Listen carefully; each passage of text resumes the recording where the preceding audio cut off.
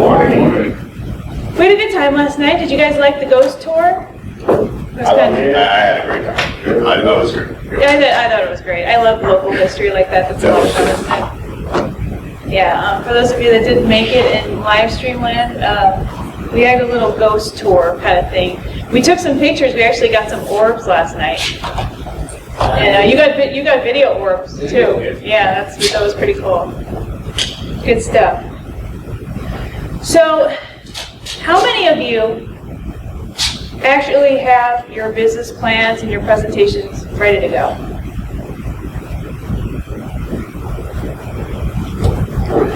So, I have it with my laptop, my bag, but Delta still has it. Delta still has it. What did I they called them do? last night, I called them again this morning, but I shipped. Okay. Luggage. My luggage. All your luggage got lost. Yeah, one night, because I normally, that way when I go through a walkthrough, I don't have to open up, take the laptop out, so I just ship it. Right. They'll find it, but That obviously didn't pay off, that plan. So, I got a business. in the future, maybe bring it on the airplane, because what would you do if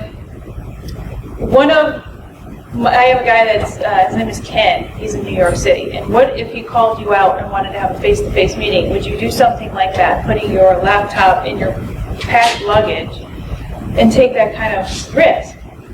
You could, if you knew your numbers really well and could find a place to print business plans, which probably would be difficult to do in New York City, but you'd definitely be very stressed out. And then that would carry into your meeting, that level of stress. And so, what I want you guys to do at the first break, if you do not have your PowerPoint and or your business plan, you're going to be given some homework this morning to where you're going to have to download the PowerPoint. Tori's going to have to help you. Tori, I'm signing you up for some extra homework, okay? Okay. She slept in, she's good to go. Oh, good. Somebody just got thrown under the bus.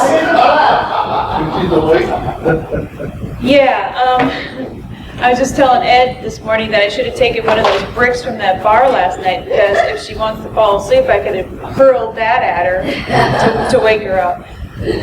But okay, so it's monicamain.com/PP. PP as in PowerPoint. PP. So monicamain.com/PP. That is a PowerPoint presentation. You just basically take my stuff out, you put your own stuff in. You can even shorten it, you can cut it in half, whatever you want to do. You don't have to have all those slides. But it's a very good foundation for you to use for your business presentations, mostly for property presentations. And then you can go to monicamain.com/biz, BIZ_plan, PLAN. monicamain.com/biz_plan. And you can get a Microsoft Word document download that you could use also as a template for the business plan. That is actually based on a real deal that ended up getting an investor partner for millions of dollars. So even though it seems a little outdated because it's from one of the prior Microsoft Word versions, like I think 2007 or something, I still keep it up there because I want to give you the exact presentation that ended up getting an investor partner for several million dollars. So why mess with something that's perfect, right? Even if it's in an older version of Microsoft Word. So if you guys are working on a Microsoft Word, like say 2010 or earlier, you'll still be able to open up that document and use it because it's for older Word anyway. Okay? All right. So we're going to get into finding an investor. And this is, aside from all the stuff we're going to be doing today, and then meeting with the investors, the ones that come here tomorrow. In fact, one of our investors just let us know that his son had been diagnosed with cancer.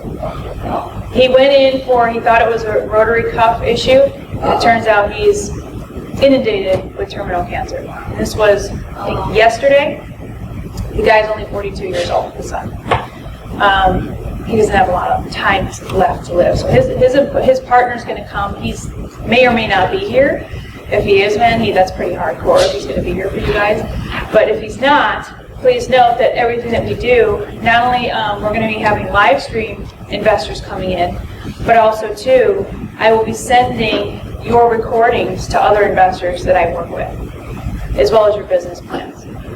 And I'll be doing this for the next couple of months. I want everybody who I work with to see your presentation. No pressure, okay? But if you're like me, who absolutely hates doing live presentations for investors, you might find that tomorrow would just be a dry run for you. And treat it as such. Don't let this be one of these things where this is the end-all, be-all, I have to nail this or else. No, you don't. It was a good practice run. If it didn't work out the way you wanted it to, so what, right? You got to practice. Patricia, are you presenting tomorrow? I'm not. I think you should. Well, look at something. Okay. Just to get practice, you guys. Just to feel like these people are no different than you. They're just people that want to get a feel for your personality. They can almost care less about the deal. It's more about you and making that connection. And here's my card, and let's connect at a later date. That's the kind of, I mean, they might not have any interest in the deal at all, but they like you, your personality, your hustle, etc. That's what it's about. It's really very little to do about the deal. Yes, sir. You had asked about. I'm presenting today. Okay, you're presenting. Robert, are you presenting? Things I hate, like. I don't want to hear any excuses. Yes or no? Yeah. Yes. Yes. Okay. Patricia's presenting. Tori's presenting. Young man, I can never remember your name, by the way. I'm sorry. Eric. Aaron or Eric? Eric. Eric. Eric. Okay, Eric. Eric, I'm strongly suggesting you present, even if you don't have anything, or even if you're not prepared, just to get practice. Okay. And Captain, we don't know. Tori's going to work with you. First of all, we just want to get the down payment that's smaller, that's not suitable for an investor. You can. Oh yeah. I Right. just want to get that. I have 2 properties that I want to. Yeah, and you know what? Since is Tanisha coming? Yes or no? Yes. There were several other people here who were supposed to be pitching, and then they just like boned out at the last minute. And okay, but she's pitching too. So 1, 2, 3, 4, 5, 6. Are you pitching? I'm working on my. Okay, so that's a yes or no? Yes or no would be appropriate. Yes. Okay, I'll so have it done by tomorrow. Yes. okay. That's a yes. You know, what's her face wrote a book called The Year of Yes. The chick that wrote all of the screenplays for How to Get Away with Murder, Grey's Anatomy. What's her name? You know who I'm talking about, right? Yes. Shonda. Something again. Yeah.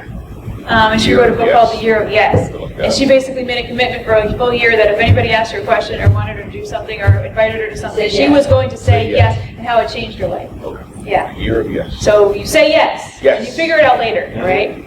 Somebody else raised their hand. Who else raised their hand about that? Yes, I Robert. say, if you just want to get the down payment, you sort of do a pitch. Yes. Yes. Why? Okay, somebody fill in the blanks here on why you have to give it the pitch. Oh, wait, okay, let's pretend like we're not pitchers, we're pitchees, right? So pretend like you are sitting over there. We're going to be turning. So by the way, in the morning, we'll probably have to have a couple tables because we want to socially distance, or we might end up putting them there and just moving them forward a little bit. But pretend like you're an investor.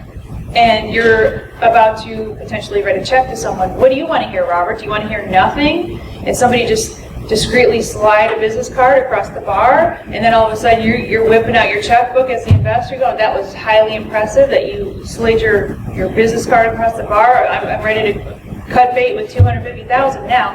Is that what you want to see as an investor yourself? Well, I mean, if it's something. Yes or no? Yes. No! You don't want to see that. If somebody's asking for $250,000, whatever it is, I don't even care what it is. Don't you kind of want to get a feel for the guy's personality? Does he seem like a flake? Does he really have a deal, or is this for some side, drug business where he's like making meth in his trailer? I mean, you kind of want to know what's going on first. Because not only is it about potentially losing money, which is a high risk to them, but there's legal implications too if there's something wrong with whatever you're doing, right? So you want to just present yourself and who you are. And the good news is that since everybody's coming, they're Midwest guys. You're a Midwest guy. start talking about some Midwest stuff. You know, especially when you guys are going to be talking to these guys later. So the way this is going to work tomorrow is that we're going to be doing pitches in the morning, starting at 9 o'clock. Who wants to go first? Tori, you just got selected. You can go again later if you want, after we, you know, shovel you off the floor after you pass out. We'll give her that stuff on her nose, and then she'll be back in action. We'll make sure I can go find Yeah, some. she'll be back in action by 10:30. If we have time, we'll be able to do multiple pitches. But I want to at least get everybody their first round in first, and then you guys can potentially do a second round. We'll probably have time. I was going to cut everybody off at 15. I don't think I need to, right? She's also, in addition to going first, you're also the timekeeper. Huge responsibility to have. Also, too, you guys, even though I understand that this is a little casual the first couple days, but see how I'm dressed. This is how we want to be tomorrow. All right? You want to let us know?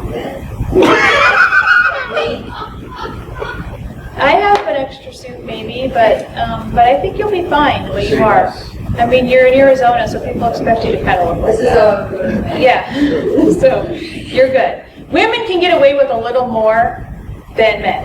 By far. Men, it's like you have to dress a certain way, otherwise you're not accepted in the business world. But women can. Discrimination. It is, totally. And it's finally something works in our favor, Ed, right? Finally. The whole world is Nothing screwed in your else favor. does. Oh my God. Yeah. It's getting there. Just need a female president now. I'm working on it. Anyway. Stop. So what I want to talk to you about today is going beyond the investors, just to open your mind and brain a little bit further, to understand that tomorrow's not the end-all, be-all. If you totally blow it, who cares? Give yourself permission to blow it if you need to. It's just practice. You'll know what to expect. You'll know what their comments are going to be like. One of them in particular, I mean, I've dealt with a lot of these kinds of guys, but he's a little forward. You know, you cannot take it personally. It's like Simon Cowell and, you know, American Idol, right? Not as bad, I don't think. It'll be that bad with you guys. I know Ron had a chat with him about that. To just, you know. But he said, I hope they don't mind, but I'm going to be brutally honest. Where is he from? Here. Oh, okay. So Yeah, he's from here. Yeah. Yes. Can you let us know what kind of questions they're going to ask, so they have something what they're doing? Okay, now you're asking again for the crystal ball, because how am I going to know that, Robert, about your particular deal, what they're going to ask about your deal? I don't even know anything about. Just part bills in general, what they. They're going to want to know about your numbers and your deal and what you're working on and what maybe your background is, and if you're even qualified to do this kind of deal, and what your experience level is, and you know. But mostly they're interested to see how solid you are as a person, because I can tell you a couple of examples. I've had students of mine who had the kick-ass, most cash-flowing deal ever, and they just turned out to be flakes, didn't know their numbers, just couldn't answer any of the questions correctly, but just didn't seem presentable, right? I swear one guy was probably a drug dealer on the side. Not that I'm mad at him for that, but he portrayed that. He put that out energetically wise. So nobody really wanted to do business with him, but his deal was just solid. But yet I've seen other people just, I would look at their deals going, I don't know, this seems like it barely cash flows, I wouldn't do this deal. But the investors saw something in that person. And so they may or may not have invested in that deal, but they asked the next question, which what do you think it was after that? Do you have anything else? Can you get anything else? Are you working on anything else? And when they ask you about that, it means they're interested in you, Right. and not particularly the deal. Does that make sense? Yes. So you're pitching on back there. All right, so how to find an investor. So this is for if you feel like, I don't want you, ever to feel like you're under so much pressure that this is not American Idol. You don't have just one shot like some of those people do. This is just the beginning of you becoming a powerful investor yourself, understanding how to raise capital. So even though it may or may not work out with these guys, you may or may not pass out like Tori might, you know, it doesn't, but this is proof in the pudding that it doesn't matter what happens tomorrow, because there's always ways of finding more investors. Now, yesterday I talked about how you might not even need an investor with the ways you could raise money to be able to keep a smaller property 100% for yourself, right, which is the preferred method. But if some of my investors don't work out, or you completely blow it, or maybe you just didn't have a good enough deal today, which would be tomorrow, to present to them, then maybe you find your best deal in the foreclosure windfall. Maybe it will take 3 months, and then you're going to go after a different set of investors by then, or some of the investors that you meet here, or some of the investors that I introduce you to when I send your video to them. You guys don't like that, do you? Now, if you feel like your presentation wasn't strong enough, let me know and I won't send it out. Okay? I'm not going to make you guys stress out over this. If you're like, nah, I just didn't feel like I nailed it, don't send it out. I won't send it out. Yes, Robert? Are we gonna go over what we should cover to the investors, or should we just, whatever information? So what you should cover is everything in the PowerPoint presentation that you're going to be downloading at monicamain.com/pp. If you follow that to the T with your specifics about your deal, and even knowing nothing about PowerPoint, you could probably finish that in 20 minutes tonight. It's easy, and even if you have to cut it in half, so be it. And if you follow suit with everything in that PowerPoint, you will cover everything you need to discuss and talk about in your presentation. That is how clean of a PowerPoint it is. Nothing frivolous, nothing extra. There it is. And just follow that template. Travis learned a really good lesson about following PowerPoint templates lately. so he knows that you don't reinvent the wheel and take Monica Main's PowerPoint and throw it away and do your own without getting completely chastised. So he understands how that works. So There's other options. Don't reinvent the wheel. don't reinvent the wheel is what he learned, because I got that PowerPoint down to a science. And again, you don't have to use all the slides. If you feel like there's too many pictures of the bill, okay, cut some of them out. If you feel like I'm describing everything too much, too many slides, cut some of them out. You know, make it really tight and concise, to the point. Now, obviously, we don't want to, diminish it to 3 slides. That would just be kind of slim pickings there. But you could probably get it down to 10 and do reasonably well. I like to see it between 12 and 15, but you could probably get it to 10 if you minimize a lot of the pictures and stuff like that. Now, people do want to know if you're in a specific area, like these investors know this area really well. One investor, I'm still trying to see if I can get him to come out. He's been in Indiana working on a new deal down there. So he does a lot of properties. I believe he still works in the Detroit area. I believe he has a property or properties in Ohio and also in Indiana. So trying to get him in from Indiana to do this thing around. We'll see. Hopefully we'll see. But he knows his areas. The other investors, they're Detroit-based. They're interested in anything anywhere as long as it cash flows. And as long as they feel reasonably assured that you can handle your end of the bargain on the partnership. That's what it's all about, right? If I'm going to be writing a check to this person, I got to feel like if he's in Texas, he's going to be able to handle this deal by whether or not he's able to handle himself up here. Okay? But again, don't worry, this is not the end-all be-all. This is just the beginning. It's just the beginning. So we're going to go into how to find an investor on your own if and when you do have other properties that you want to get large investments for, whether it's a down payment or whether it's an investor partner. Okay? And you're ready for this afternoon, right, Travis? Yes. Hell yeah. Yeah. Okay. All right. With your PowerPoint. Trying to get those points back on. He is. Okay, so how this works and how I've been able, and you know what's so strange about this is that no matter how many times I tell my students about advertising, how many of them you think actually do the stuff that I teach? 1%. Very few. Yeah. But so I could tell you, it depends on how you look at this. It could be like my mail order business where I have like a 99% failure rate because I'll tell 100 people and maybe one will do it. But I don't know if that's fair because the one that does it has a success rate every time. So is that 100% success rate? Even though I tell 100 people only one does it? Or is that still a 99% failure rate on my part? I don't know. But it's not on your You're not part. failing. You're not failing. You put out the right information. You're getting on the tools. Right, so everybody that has the tools that does this has a success doing this, raising the funds this way.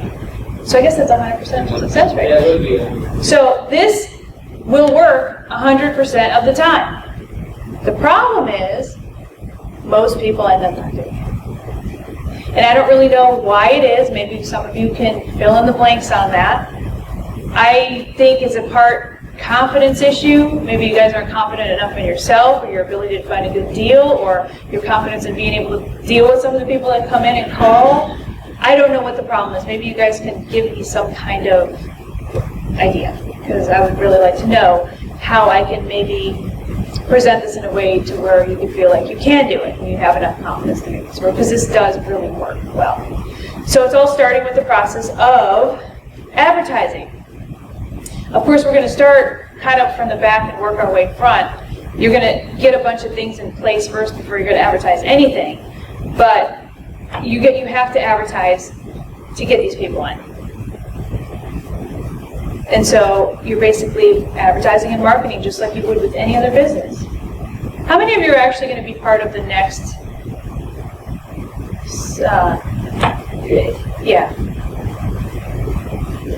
Okay.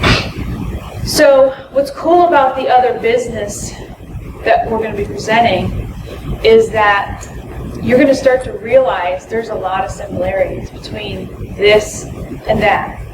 And even though it seems like a completely different thing, doing money funnel internet stuff, it really does kind of go hand in hand. Because the more you understand how to market and advertise, the more you can utilize that skill set over here on this side. And if you want to be a true powerhouse in the business world, you're going to have both a cash flowing business and a real estate business.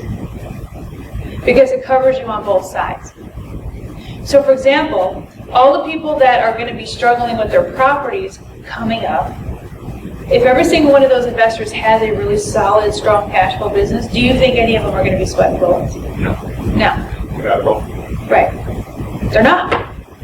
However, on the flip side, if they're ever having any problems with their cash flowing business for some reason, maybe it's slow or whatever, there's certain holiday seasons or certain, like for example for us, the summer's slow and right around Christmas is slow. So why do you think that that's not a concern if you have a solid cash flowing real estate business?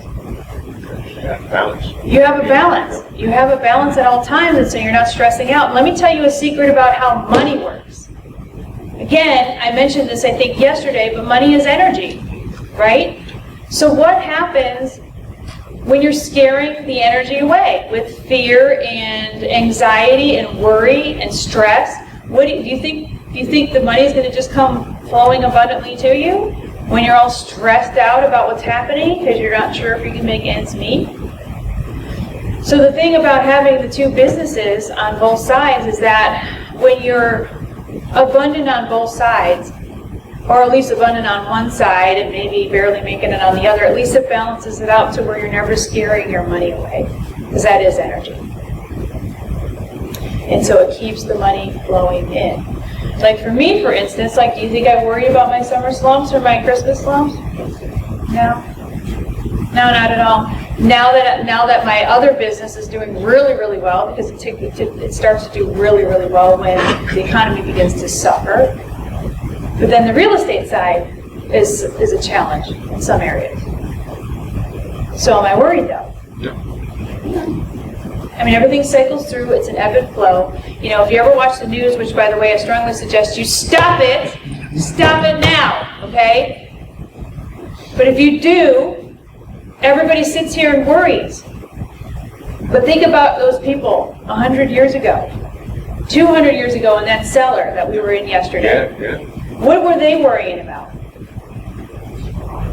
It was They were worried about a lot more stuff. There was an underground railroad. Railroad, yeah. They had some real problems. real problem. Yeah.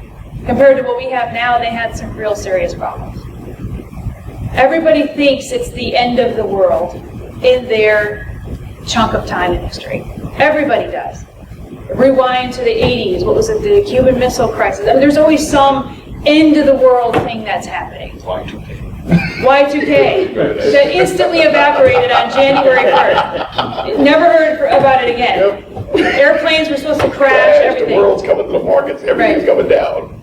9/11 happened. You know, that was it. It was over. Over, yeah. I mean, it's always over, and then we all keep going on. You know, fortunately and unfortunately in some cases.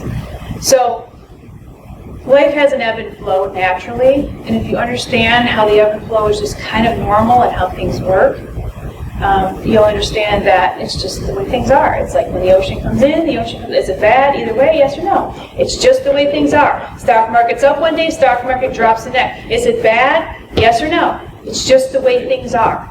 The economy's good today, it's not tomorrow. Is that bad? End of the world, yes or no?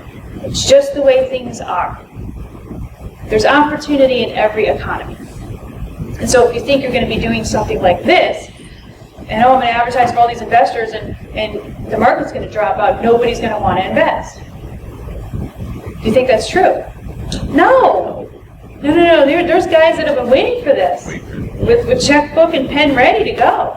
They just haven't been able to find anything. So then they have you to be the liaison between them and a really good deal. And it's even better if you say you're in Texas and they're in New York, or they're in California and you're in Illinois, and they're like, well, that's obviously an area I would have never been able to do myself. I can't build an infrastructure there because I don't live there.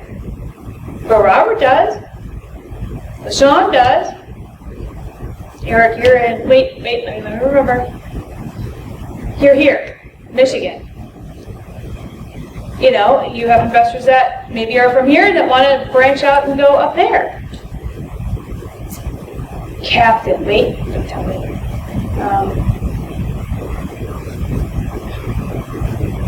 When you give me clues, it just doesn't help. West Palm, Florida. yeah, Florida, Texas, and Idaho.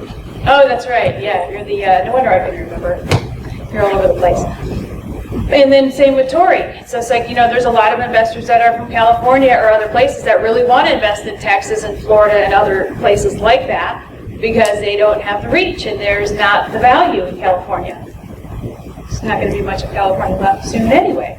So I was actually very grateful to get on a plane to come out here because I was tired of breathing all of the soot and ashes, because that's all we've been breathing for the last. They're wrong about that, yeah. It's very hard to breathe. I think it's hard to breathe with the mask on. Think about that. What's that? It's like Beijing air quality. It's worse than Beijing, because you actually, every morning, it's like Christmas, except they have ash all over my car. It's solid ash. Yeah. So you're breathing that. You know, if it's all over your car, you're breathing that. And that can't be good for your lungs. Okay, so you advertise and market, you sell yourself. So your ads. You do newspaper.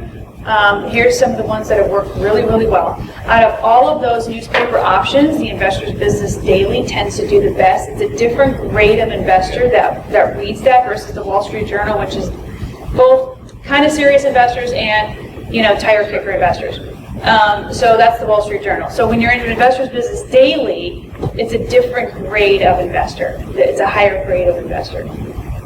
USA Today would probably be the least preferred, but I've done really well in USA Today as well, so I can't really say anything bad about it. In fact, I've done better in USA Today than the Wall Street Journal, because you get more of a higher amount of leads coming in, and so you have more pickings when it comes to investors coming through. So these would just be simple classified ads. Very simple, very small, very short. Here's some magazine options. Now, Business Week is really expensive to run. An entrepreneur is really not for serious investors, but you'll find that Fortune and Forbes are going to be your best bet on magazines for a really small advertisement.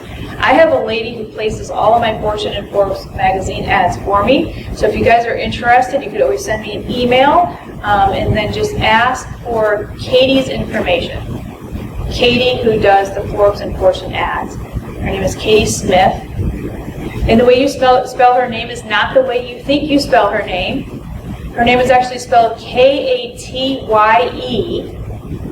and then her last name is spelled Smyth. Totally not anything like you think Katie Smith is spelled. Had to be different. Yeah, of course. That's not her fault that her mom named her that. So she can get you a really good deal. I get remnant space from her. So I have run even full page or half page ads in both of those publications for pennies on the dollar. A small fraction of what's their rate. Because if you're going to look at their rate card, you're going to be like, what was Monica thinking? I'm not going to be spending $50,000 on this ad. Because when you call her and ask for a remnant space, it's not anything close to what their rate card is. So don't look at the rate card. You're not going to be paying rate card. You never pay the rate card rate. See what they could do. You get something called remnant space. Remnant, it's called. Say, I want your remnant space. You have anything for the next publication or the next couple of publications, the remnant space. I want a discount. I want a huge discount. And they might say, well, we don't have one this week or this month. Okay, well, here's my number. When you do have a space you need to fill, call me. And they always do.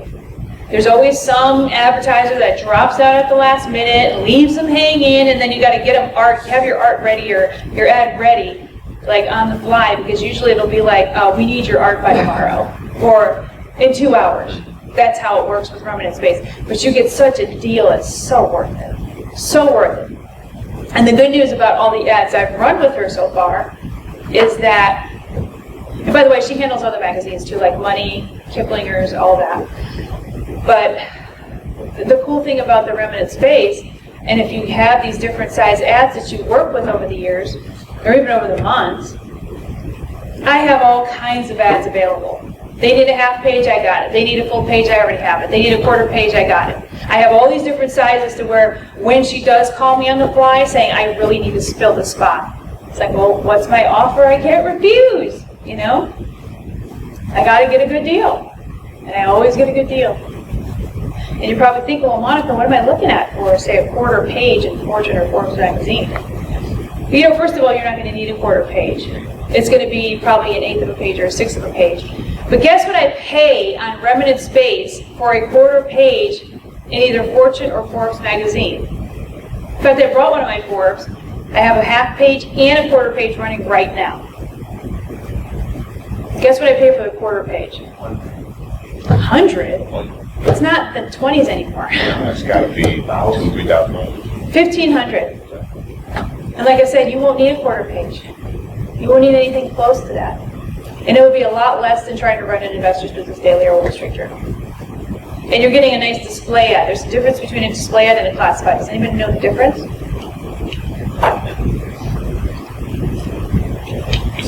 A classified, I'm going to be talking about this in our next group. Classified actually is just typed out text letters that you specify. That's what you're going to find in, like, say, mostly Wall Street Journal, in the classified section. It's like a regular classified ad. A display is when you design, and it actually has different fonts in it. It has maybe sometimes more color, maybe a picture if you put a picture in there. It's a full piece of art, basically, is what it is. And I found that display ads do much better than classified ads. But some publications, like newspapers particularly, they'll only do classified ads, so you don't even really have a choice. So years ago, when LoopNet had the LoopNet Big Board, I pulled a bunch of ads from people looking for money from different sources, different investors. So I kept those ads all these years because it's really good to show you guys the types of things that you would put in an ad when it comes to placing an ad for any of your deals. You want to be kind of specific, but not too specific. Too specific is putting the address.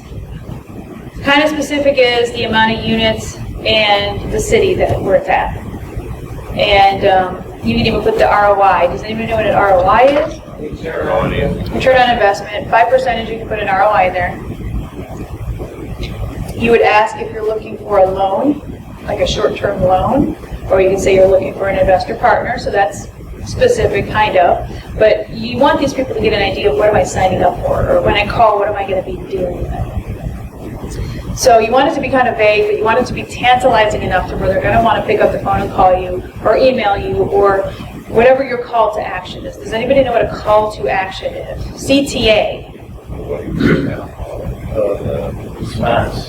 Yeah, but you specifically have to ask for it because we are so busy that people have to be guided. I hate to use this analogy, but most people are like cattle, even people that are investors. Yeah.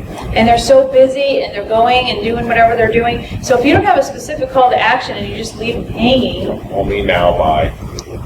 right. So at the very end of your ad, you always want to say, call me ASAP, John, and then your phone number, or whatever.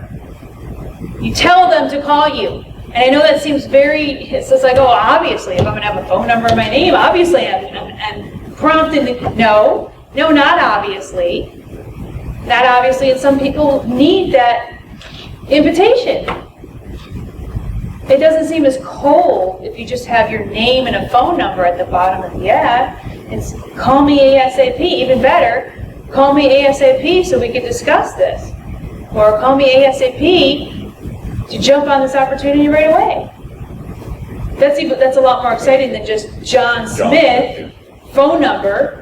That seems very cold, like, I really don't want you to call me, but if you want to, if you must, here's my phone number.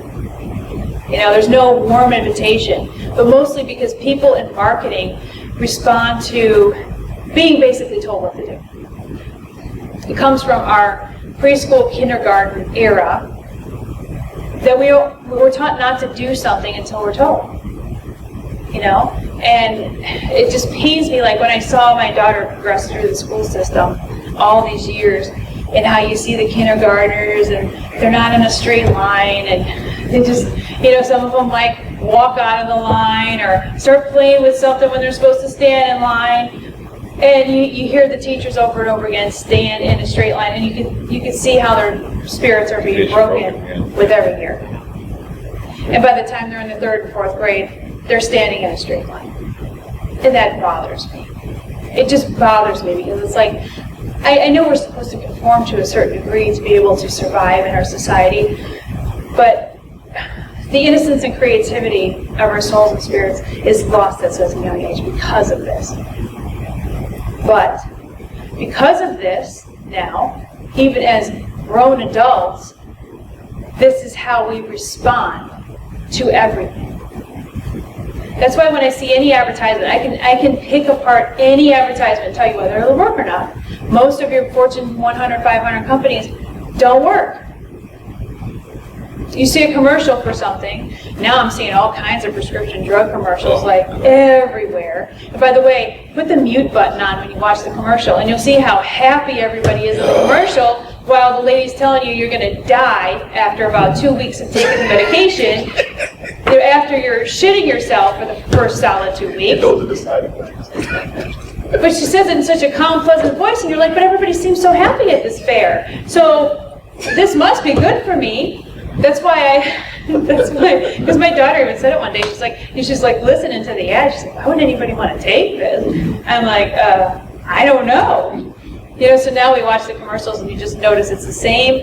I could probably shoot one of those commercials. I could shoot one of those commercials because I know them. I know the whole layout. They're either boating or at a fair or, playing some game at a fair or at a chili cookout thing. I mean, there's always some happy thing going on. They're at an amusement park. The last one was these 3 ladies in Chicago. I guess they're all sisters or friends or something, and they're all touring the city. And it's come on. So, but you have to understand, though, that these commercials, first of all, those commercials in particular, are brainwashing you. But there's something very powerful about all of those prescription medication commercials. At the very end, what do they do? If you have the sound on, of course. Side effects, Not the disclaimer. No, it's not Pat what said you at the are. very end, what do they do? What do they tell you to do as their call to action? Call your doctor. Yeah. They tell you to go see your doctor, basically right now, to go get this done. If you think this will work for you, call your doctor. Right, yeah. That's exactly. Call your doctor. Is that a call to action, yes or no? Yes, it is. That's the only call to action that obviously you can't just go to your local drug dealer on the street corner, they can't say. That would actually be a call to action, but they can't say that. Conflict of business. Go to the competition. Right, competition, yeah. Well, but they give you a call to action. They're multi-billion-dollar companies. And they tell you to pick up the phone and call your doctor. Now, why wouldn't it be assumed? You're watching this commercial, obviously you can't make this in your bathtub. Obviously you're not going to get it from your best friend who may or may not have this. You're not going to get this from your sister-in-law who's a nurse. Why wouldn't they just assume you have to go to your doctor to get this? Why wouldn't they just assume that? These multi-billion-dollar companies, why wouldn't they just put the commercial out and just assume that if you feel like you need this, you're just going to automatically call your doctor about this? Why wouldn't they assume that? Because they're gonna get interested about it and then forget about it and look at something else. People don't forget about it. Well, not with these commercials, because they run these commercials like 24/7. Human psychology. They they have a whole multi-million-dollar R&D and marketing department that only bases their marketing on human psychology. And if they're doing it, then you need to do it too. And it's because there is no assumption that they all know they have to go see their doctor. Obviously, you have to go see your doctor, right? There's no other way to get this stuff. But yet they tell you to not just go see your doctor, call your doctor. Like make an appointment right now and go call your doctor about this. They tell people what to do. And you'd be shocked at how many people don't know what to do. And you're like, well, obviously these guys are, sophisticated investors. Shouldn't they know that if I have an email at the bottom of my ad, automatically they should just contact me? Shouldn't they know that, Eddie? They should, but No. We were brainwashed from a very young age to do what we're told and don't do anything until you're given specific instructions. We were wired that way from preschool and kindergarten. You walk in a straight line. You don't go get water. You don't do this. You don't ask. You don't get to do anything until you raise your hand and you're given permission to do something. And the color inside the line. Color inside the lines. Follow the rules. Right. And so now we're all brainwashed, and therefore sometimes people feel a sense of confusion if they don't specifically know what to do. I know this just seems really strange, but tell them exactly what to do. That's why I'm hesitant to tell you to put two different things in an ad. I'm hesitant. Like you don't want to have your email address and a phone number. Because that's just, okay, well, now I'm just way confused. Like, which one should I do? You give them no choice. No choice at all.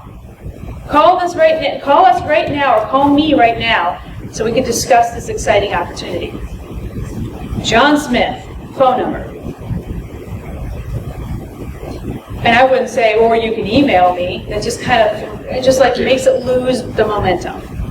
it's funny because as you say that, and I've done that numerous times, put both in. And Now, I do that a little differently when it comes to my money funnel marketing, and there's a reason behind that. There's some people that are just adamantly against going online to do stuff, I am sometimes one of those people, because I am right in the middle. I'm a Gen Xer, so I'm between the baby boomers and the millennials. So millennials are like, we're all about online. Don't even know what an envelope is. I had to train my assistant, who's 22, where to put the damn postage stamp. She had no idea what to do with the postage stamp when she was mailing out letters when she first worked for me. It was day 2 or something. And she's like looking at me, and she put the address where it was supposed to go. I had labeled. She puts that in the left-hand corner over the already printed address on our envelopes. So that sticker that was supposed to go in the middle went over there, and then she's looking at me about the stamp. I'm like, well, first of all, throw the envelope away, because the recipient has to go in the middle of the envelope, and the stamp goes here. So when I tease her about this is a cassette tape and all that, she thinks I'm joking. I'm like, I'm not joking with you.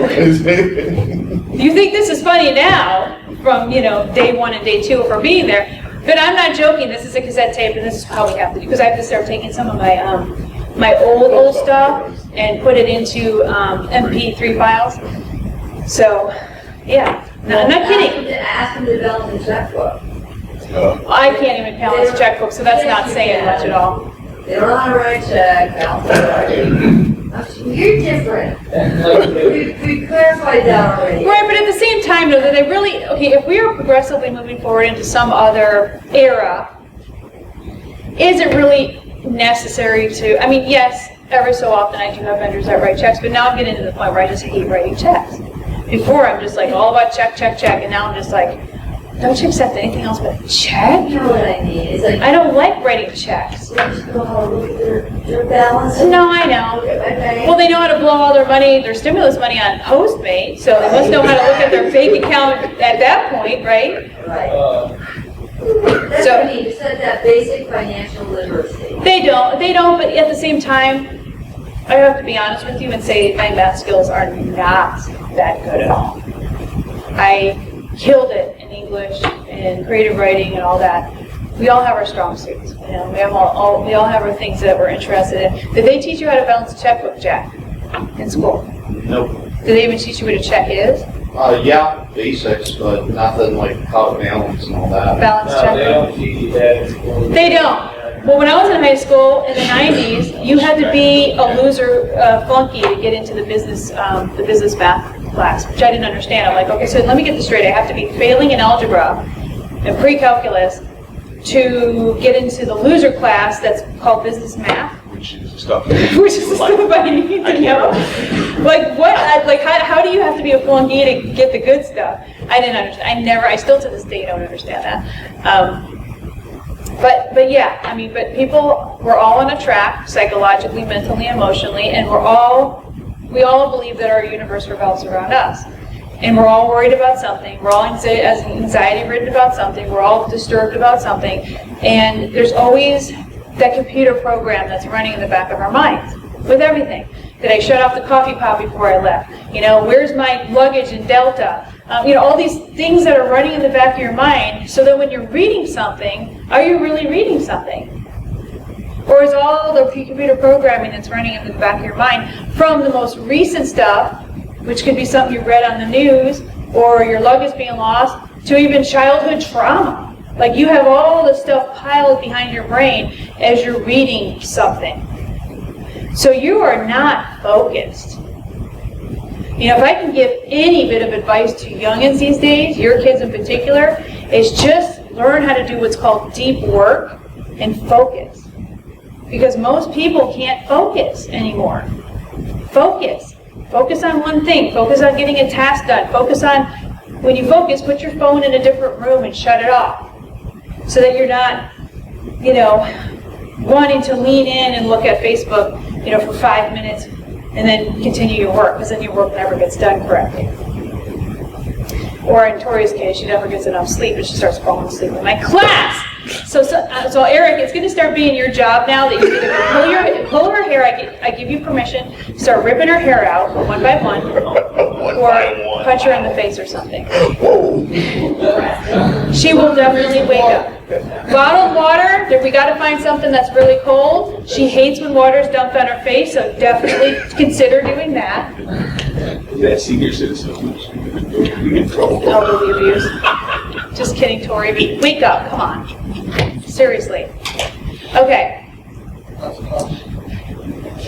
Want some coffee? Supposed to say yes. I don't drink coffee. Oh, that's I right. want some tea. What were you saying yesterday when you get offered you never say no? Yeah, I want some situation. I wasn't shocked. Yeah, hence why she's not raising any money or nothing seems to be happening. Say yes. Yes. Okay. Yes. So these are some of the ads that I've collected over the years, and again, if you recall, we don't have LoopNet Big Board anymore, which used to be a really good way for me to get leads from people. It used to be $149 for 30 days, and I would get tons of leads. Now, of course, I used to get this sheik from the Middle East who was rich and he had $20 million and all those fraud things. But, you know, about 1 or 2 out of every month that I would put out, I would get good leads. Now, do I really need 500 leads a day coming in? No, how many people do I need to invest in my deal? One. student who used to do the LoopNet Big Board with me, and he used to actually have the audacity to complain that he would only get 5 good leads every time he put a $149 ad in there. First of all, where the hell are you going to get a $149 ad in this day and age, anywhere, anymore? And second of all, why are you complaining about 5 leads? Well, you know, I talked to these people, only 1 or 2 people are really interested. What? What did you want? Did you want like a Niagara Falls full of... Because here's the problem, if you get 500 to 1,000 leads a day, what is the problem with that now? You don't have enough properties, you got to start vetting these people. How do you vet all those people to see who's serious? How do you talk to all these people? You would have to hire a full-time staff, probably of 3 people, to field all of those leads. Then I can tell you if you're getting 500 to 1,000 leads a day, there's a lot of flack in there that you now have to spend money with a full-time staff to figure out how to get rid of. Because it's almost like chiseling out your masterpiece. You now have to get rid of all the stuff in between to find who's really serious. And that's more work than just getting a handful of people who are really interested. You could vet 5 people, right? You could vet 10 people, right? Can you vet 1,000 people? No, not unless you have the staff. So don't complain about getting a few leads. You only need 1 person to fund your deal. And then these are people that if you do right by them, they're going to want to continue investing with you. You know, there's a lot of people that we call the mass wealthy. Doctors, dentists, lawyers. I don't know if you're noticing, but a lot of our doctors are unable to retire for a couple of key reasons. One, if they retire, they can't sustain the lifestyle that they got used to. So a lot of these doctors are going into their 70s and even 80s and still practicing, which is scary. But the other reason is that there's not enough younger doctors coming in to replace them in the specialties that they have. And so they want to find a way that they can invest in property, something that everybody knows makes money. You don't have to do a sales pitch to tell somebody that multifamily and commercial assets are profitable, do you? Do you have to whip out a chalkboard like you would with Bitcoin or something else to convince somebody that this is a viable investment? Or if you're to do something with windmill technology or anything else, do you have to sell the prospect of cash flowing real estate to anybody? No, it's already pre-sold. Selling any other type of investment is very difficult to do. Try doing the Bitcoin thing. Try doing the windmill technology, even solar. Even people still kind of understand it, but they're like, well, how do I make money with this? You know, it's difficult. Yeah, I don't know if you remember Michael. He was doing that thing with selling solar by owning a telemarketing place in some third world country. I don't know if you remember all that. Do you? No. And then the more he was talking, the less I understood. I mean, I understand. You started with the solar. I understand that. I have solar on my house. I get that. But then when you start talking about, well, it's not really the investment in the solar. It's we're investing in this business that has a telemarketing company that calls people, basically, you know, does spam calls to people to sell the solar.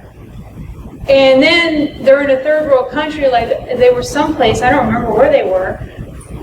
And so I'm like, what's the investment? The very second you lose me someplace, I'm not investing. Confused mind says no. And a confused mind always says no.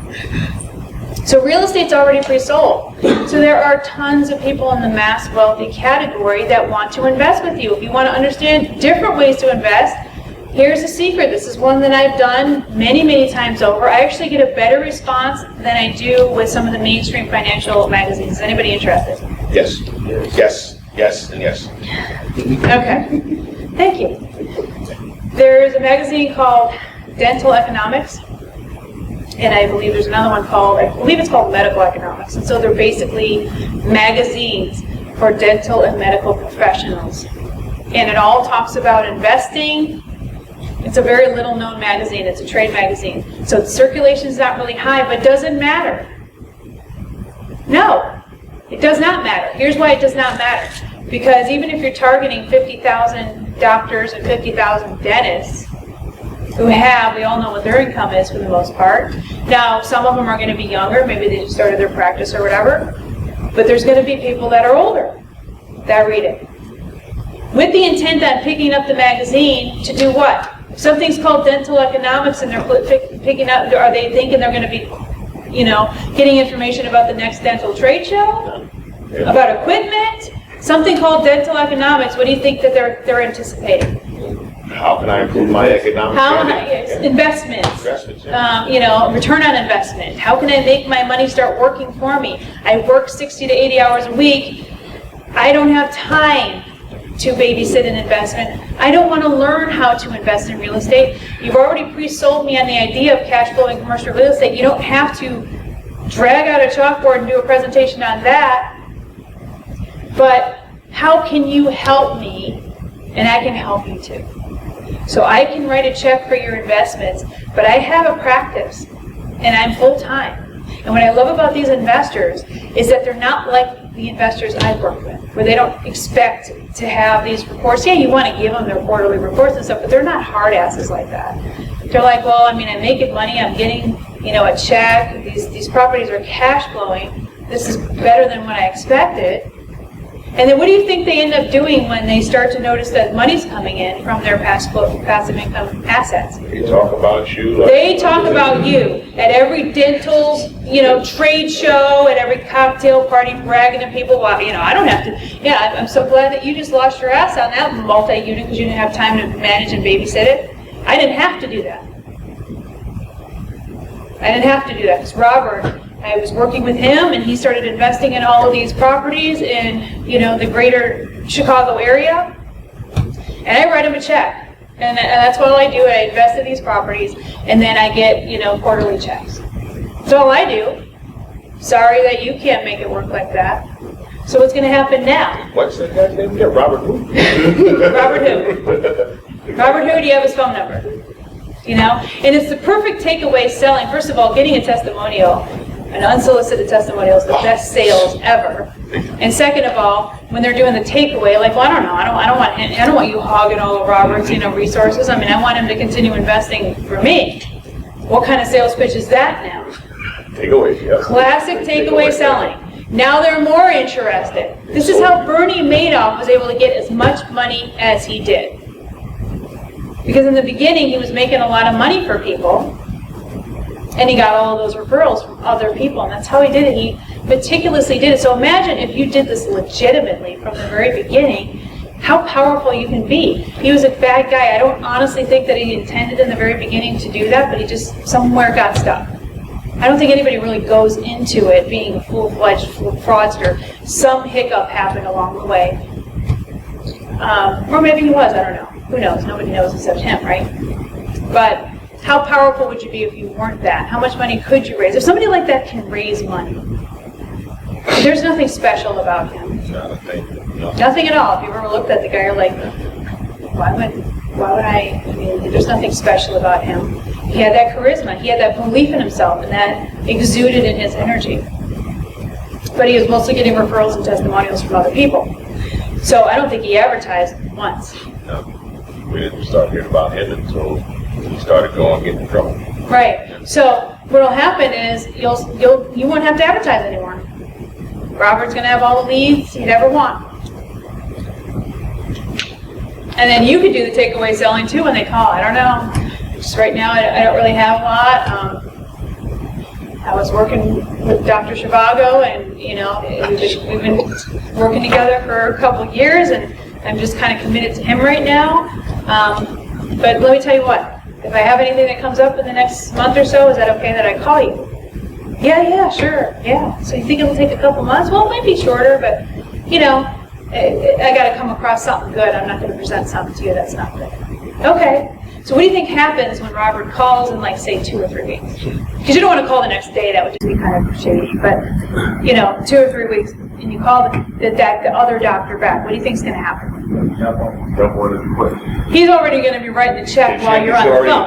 What are you talking about? He just rather put it to zero. Right. You know what I mean? So if you want to understand and learn not only a way to advertise much more economically, but also to the mass wealthy, who really want to tap into this opportunity, but they don't want to learn real estate themselves. It's not like they're lazy and they don't want to do it. Their specialty is working on people's teeth. They're working on people's, whatever they do, plastic surgery, whatever. That is their specialty. And everybody makes the preconceived false notion that these people are really smart with everything. They're not. In fact, some of the dumbest people when it comes to finances are going to be your doctors and your dentists. Like they know nothing about it. They're the ones that always get shafted in these investment shams because they believe everybody. To their credit, Because they're so busy 24 hours. they don't want to look at it. Does it make money? I don't care if it's purple, pink, whatever. I don't care. Okay. Robert said it's a deal. He showed me a couple pictures. He did these deals for Dr. Zhivago for 2 years. You know, what am I going to do? I got my other stuff going on here. You know, I don't care. I don't care. As long as you don't screw them, they don't care. So these people have gotten shafted a lot. And to their credit, the reason they have is because they assume that everybody's just as good with their profession as they are.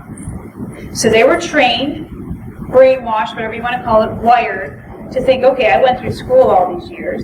I know my shit really good. So therefore, if this real estate guy says he knows his stuff really good, or whatever, the Bitcoin guy, or the solar guy, or the wind power guy, he must know his stuff really well too.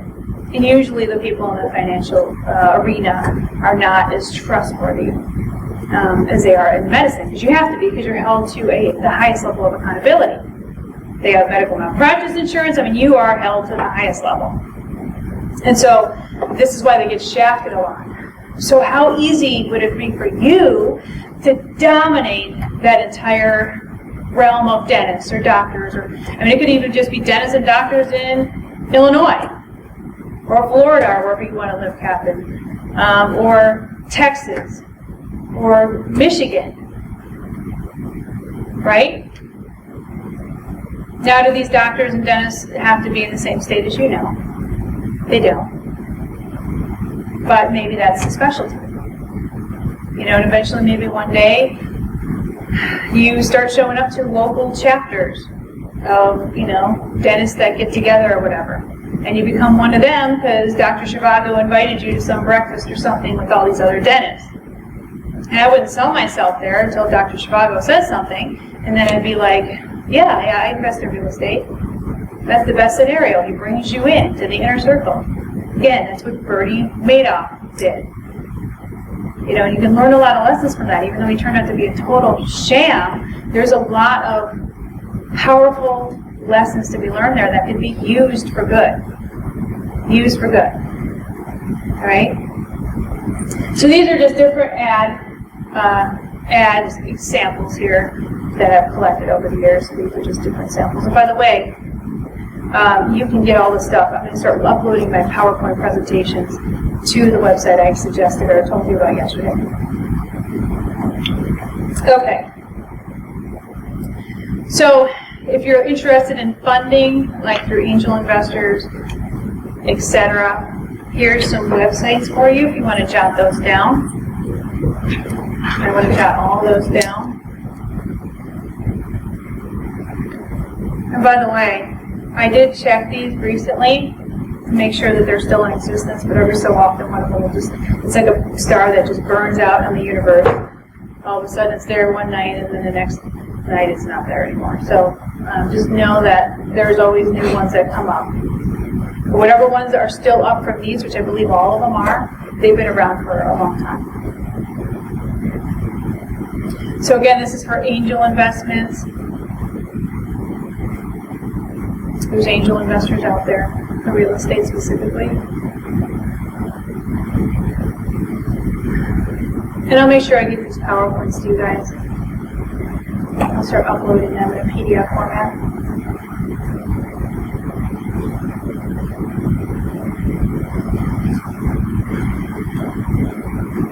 So did we get all these? Let's see, you're still writing. I'll give you guys another second. Jack, how come you're not writing? I'm a camera. So am I. I'm the computer tech guy. I got my book.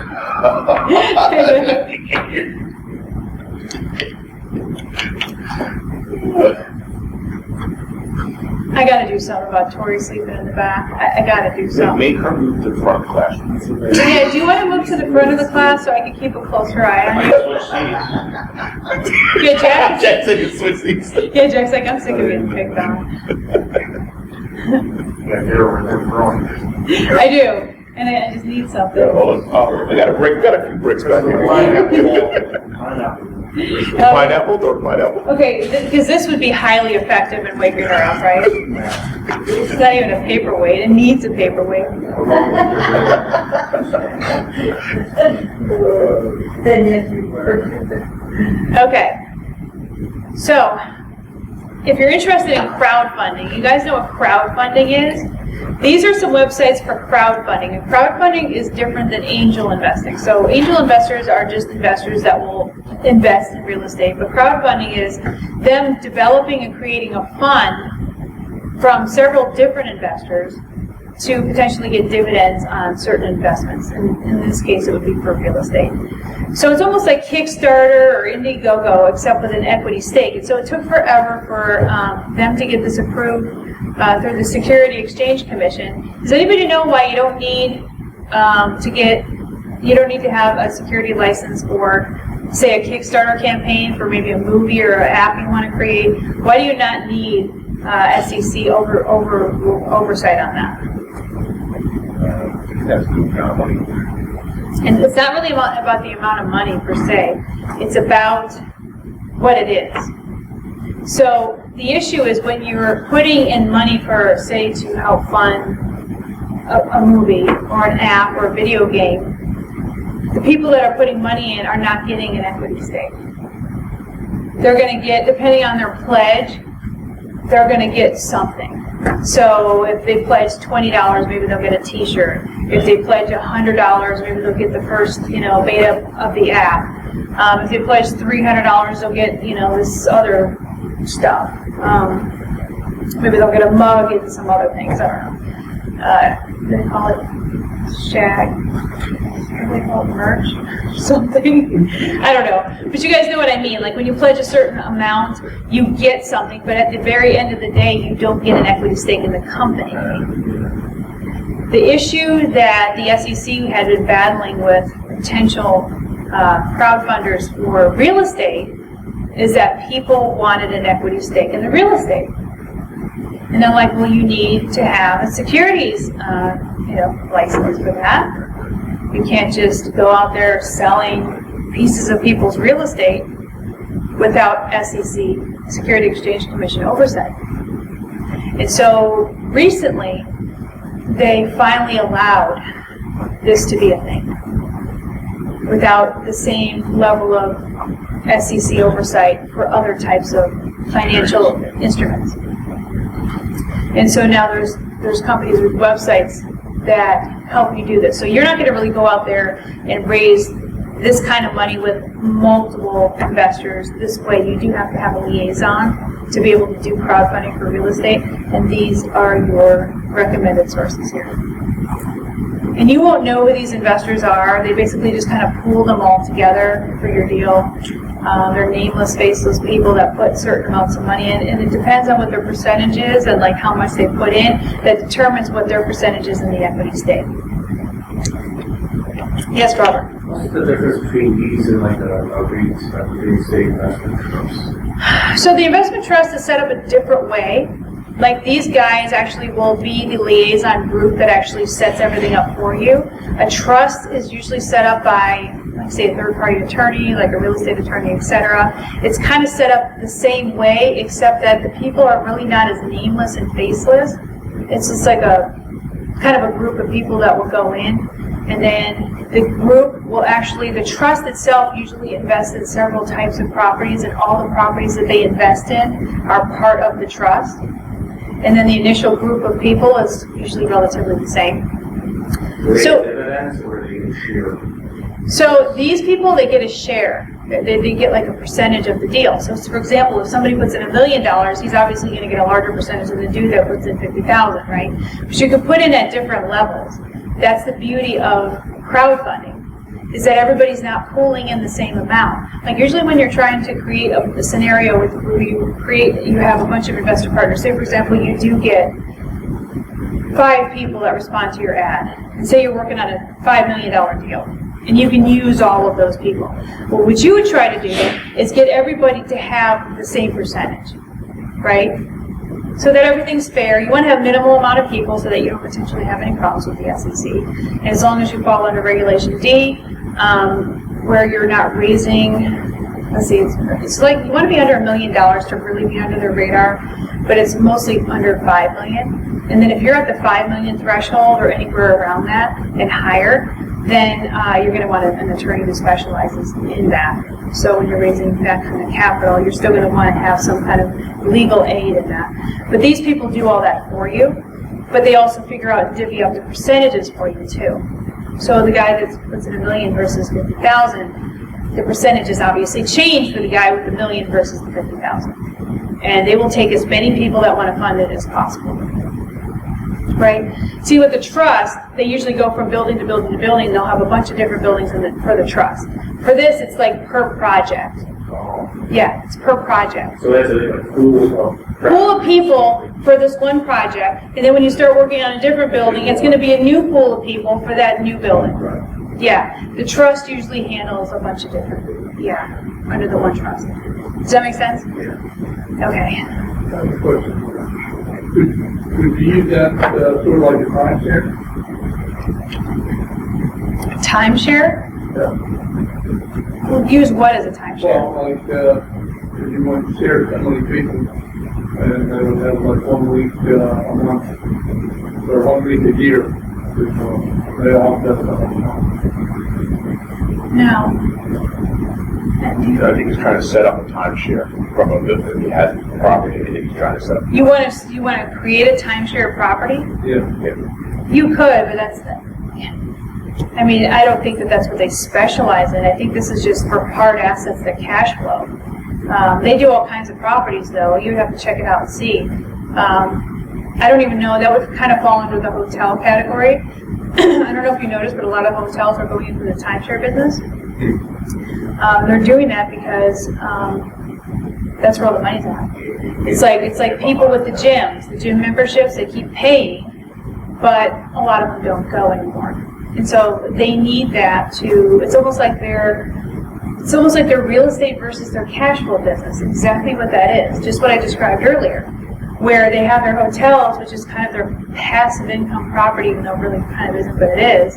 And then they have the timeshare part, which is their aggressive income property, to where they have the salespeople that come in and you get some free tickets to something, and then you got to sit through some 90-minute presentation, which is never 90 minutes, by the way, never. It's like plan to waste 3 hours of your life, and that's about it. But so that's their cash flow part. So it basically covers. This is why I think Hilton will recover fine from all this, because there's a lot of people continuing to pay into their timeshare right now, and even though nobody's staying at the hotels. So I started to notice this switch over maybe about 5 years ago, and they've been really aggressive with it the last couple of years. So you go to the property in Hawaii. What's the Hawaiian beach? The place that we went to for our thing last year. Last year, or this year? This year. It was actually this year, you guys, believe it or not. Oh my Yeah. God. I know, It right? was last year. Feels like 10 Feels like 10 years ago. But originally with that property, though, it was all hotel property. The same property, now they're building more buildings, but the original property was just all hotel property. And now pretty much everything, with the exception of, I want to say, one building or part of one building, is timeshare now. Like, it's all timeshare.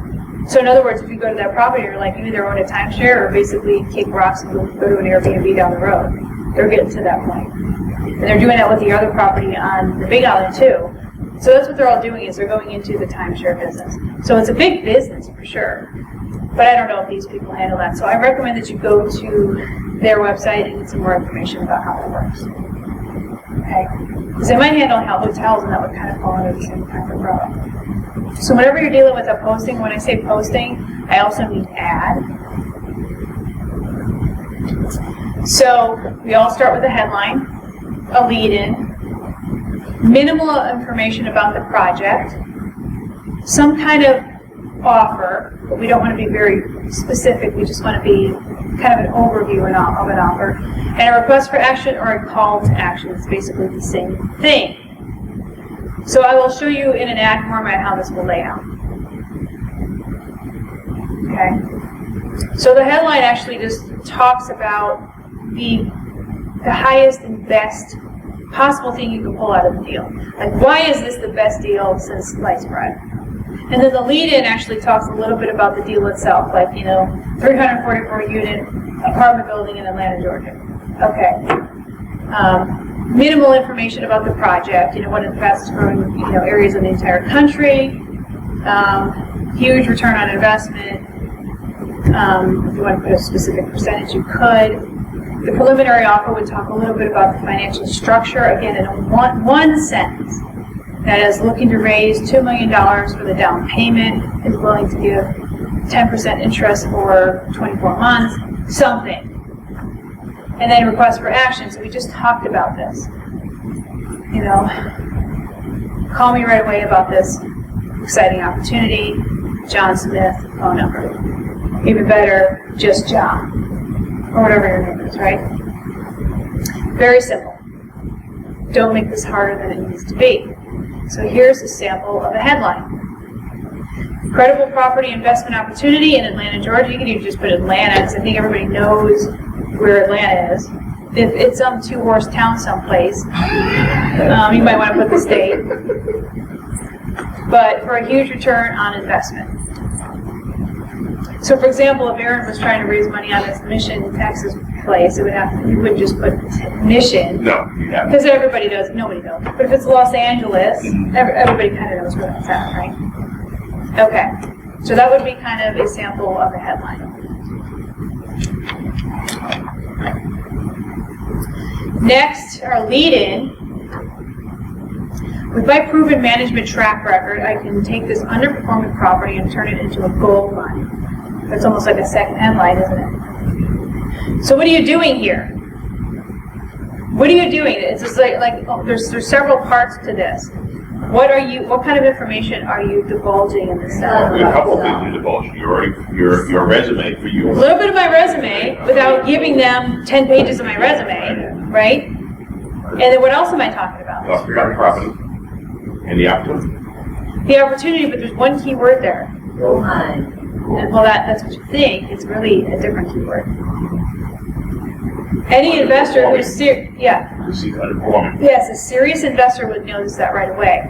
Underperforming means opportunity. It means you're going to get a deal, pay a lot less for the property. So a little bit of property info. 85% occupied, 344 unit apartment building. Getting a huge bargain on this property, once in a lifetime deal. So you're kind of like, it's kind of a hodgepodge of several different sentences, but it's a little bit of information. Obviously there's no address. You don't want it to seem like it's too low of an occupancy. You don't want them to assume it's 0%.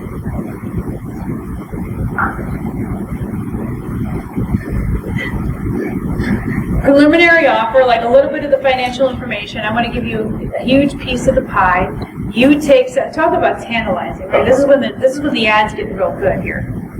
You take 75% of the deal for the down payment, and I do all the work bringing this property back up to value. You already told me we got nothing. Yeah. Attorney, I'll handle everything. Yeah, basically you just write a check, and I'm going to do everything to make you rich in this, without being sleazy and saying that, Right. And then finally, your call to action. Call me now so we can get this project started. Obviously, your name and phone number. Notice I just didn't say, my name and phone number, or just say call me. There's something else after call me, Call that. so we can get this started. Right now. Or whatever you want to say. Call me so that we can discuss the exciting details of this, rare opportunity. Something else other than just call me. The death would be just your name and your phone number with nothing else. You have to have this call to action. Again, remember, we're all just little kindergartners still, trying to stay in line, and we all have to be told what to do. All right? All right, so we're going to be taking a 15-minute break, 15 minutes. I'll put his up. I don't know what it's like.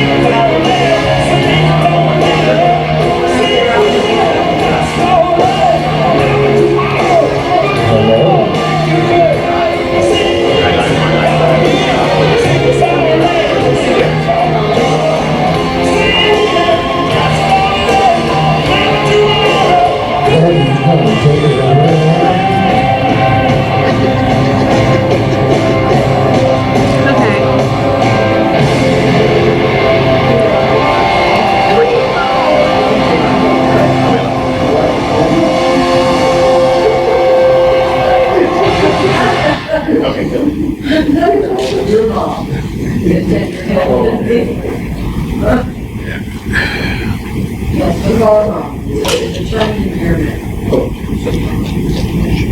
No one's for that.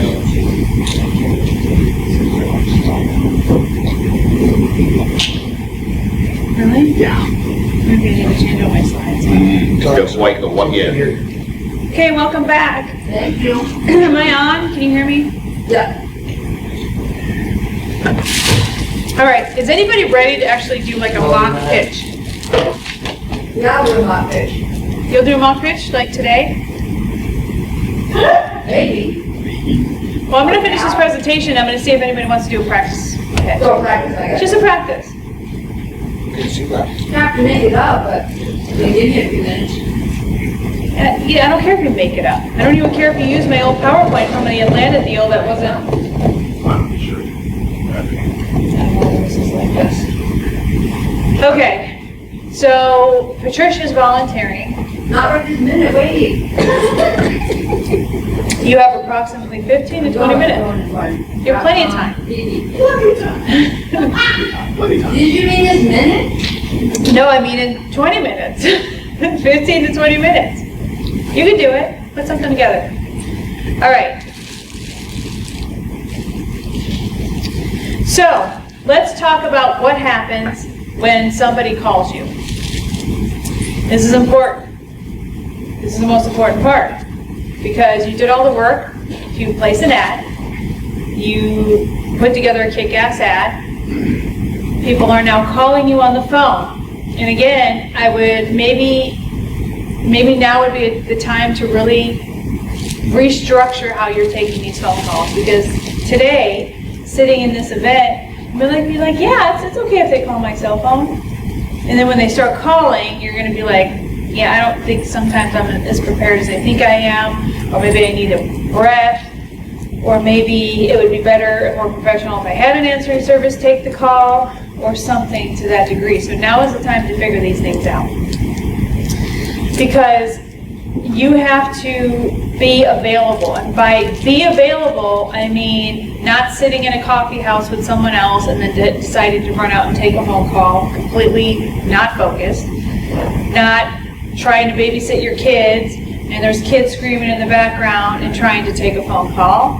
Or you're at an airport and all of a sudden the call comes in when you're waiting for your flight and they're hearing all of this stuff in the background. So you need to be present for these calls.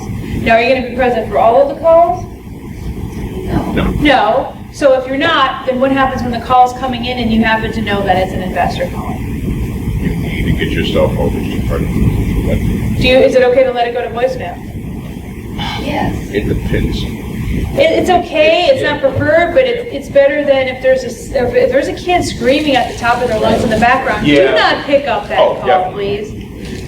Because you're just gonna ruin it, all right? Or if you're in a bar or a nightclub, don't pick up the call. Now, Travis, he uses a service where he actually gets different phone numbers so that he knows when different calls come in, he knows where they come from, what they're for. So it's not just, your girlfriend calling or your boyfriend calling or some friend of yours calling. There's a certain, Ring. it's not just a ringtone, but doesn't it come up to where if there's certain, like he's got it for his property deals, like when prospective sellers are calling him, they get top priority. So what shows up on your phone when they're calling? Basically, I use a service called Call Rail. Call Rail? Rail like a, like, Railroad. so call Rail, so it's callrail.com? Yep. So callrail.com, CALLRAIL.com, and And then there's a setting on there that you get a specific phone number that you can have it pass along caller ID, which is traditional on all cell phones. Or you can say, no, I only want the number, which I assign to my phone to come to. And then it's a contact on your phone. It doesn't matter if you have a Google phone or iPhone. It's just a contact your phone. So it's whatever you label it. I label it a buy call, which means it's a seller. That means drop everything. I even have a unique ringtone. It's one of those, no exceptions. If that rings, I pick it up because that's my payday. right, so basically what he does is that in his contact list, he puts a specific designated phone number that he gets from callrail.com. So in that contact list, whenever that call comes up, it says prospective seller. So you could actually say prospective investor. So you can actually have it labeled in your call contacts in your phone. Instead of it being somebody's first and last name, it could be prospective investor. And then when that number comes through, anytime that number rings on your phone, it's going to say real big on your screen, prospective investor. So then when your heart like stops beating, you can decide if you want to pick it up or not. Yes. I'd like to also add that you do have the flexibility to let it go to your cell phone voicemail, but let's say that's generic and that's not what you want to give up. You can have it go to call rail's voicemail, like shortening the ring, how many times it rings your phone. You have to beat the timer on your cell phone. That's really what it comes down to. So if your voicemail on your cell phone is 6 rings, you can shorten it to 4, but that's just something you would have to play with the timing. But you can then have it go out to call rail, and then it can be unique saying, for investors, thanks for calling, so it's very unique and specialized if you'd like. So what he said is it doesn't necessarily have to go to his, I'm saying this just so that people that could not that I think you're speaking Korean and I have to translate, but Minnesota. so what he was saying was that you can actually set it up to where your prospective investors don't necessarily have to go to your voicemail on your cell phone if you cannot pick up because you're in a nightclub or whatever.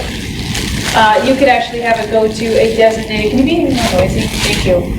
You could potentially have it go to a call rail set up voicemail specifically for investors. But this is not the time to be cheesy and have some radio personality doing your voicemail for you saying, hey, thank you for calling about the ad in the paper, something like that. We don't want it to say that either. But you could just say, thank you for calling about our very rare and unique investment opportunity. Currently, right now, we're out of the office, or taking another call, whatever you want it to say. But please leave a message, we will call you back within the next few minutes. I would always say in the next few minutes, because nobody wants to think that they're going to be leaving a message, and then maybe you'll get back to them in the next few days. Everybody hates that prospect. So, always say the next few minutes. Yes, Tori? Not that we should have to say to this group that we all have that person who call their phone and it's got bang bang music in the background. But it's proof. You can leave those on your phone. Yeah, so now would be the time, and I think you guys are pretty good with this, but I don't know what's on Eric's voicemail.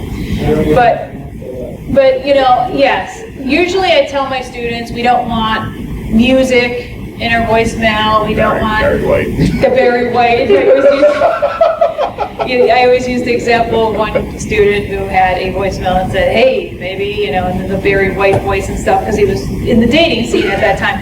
You have to be careful because these people are serious investors, and you have to be cognizant of your email address, your voicemail. What's that? Facebook or every picture you freaking. Yeah, I mean, most people. Look to see who's on.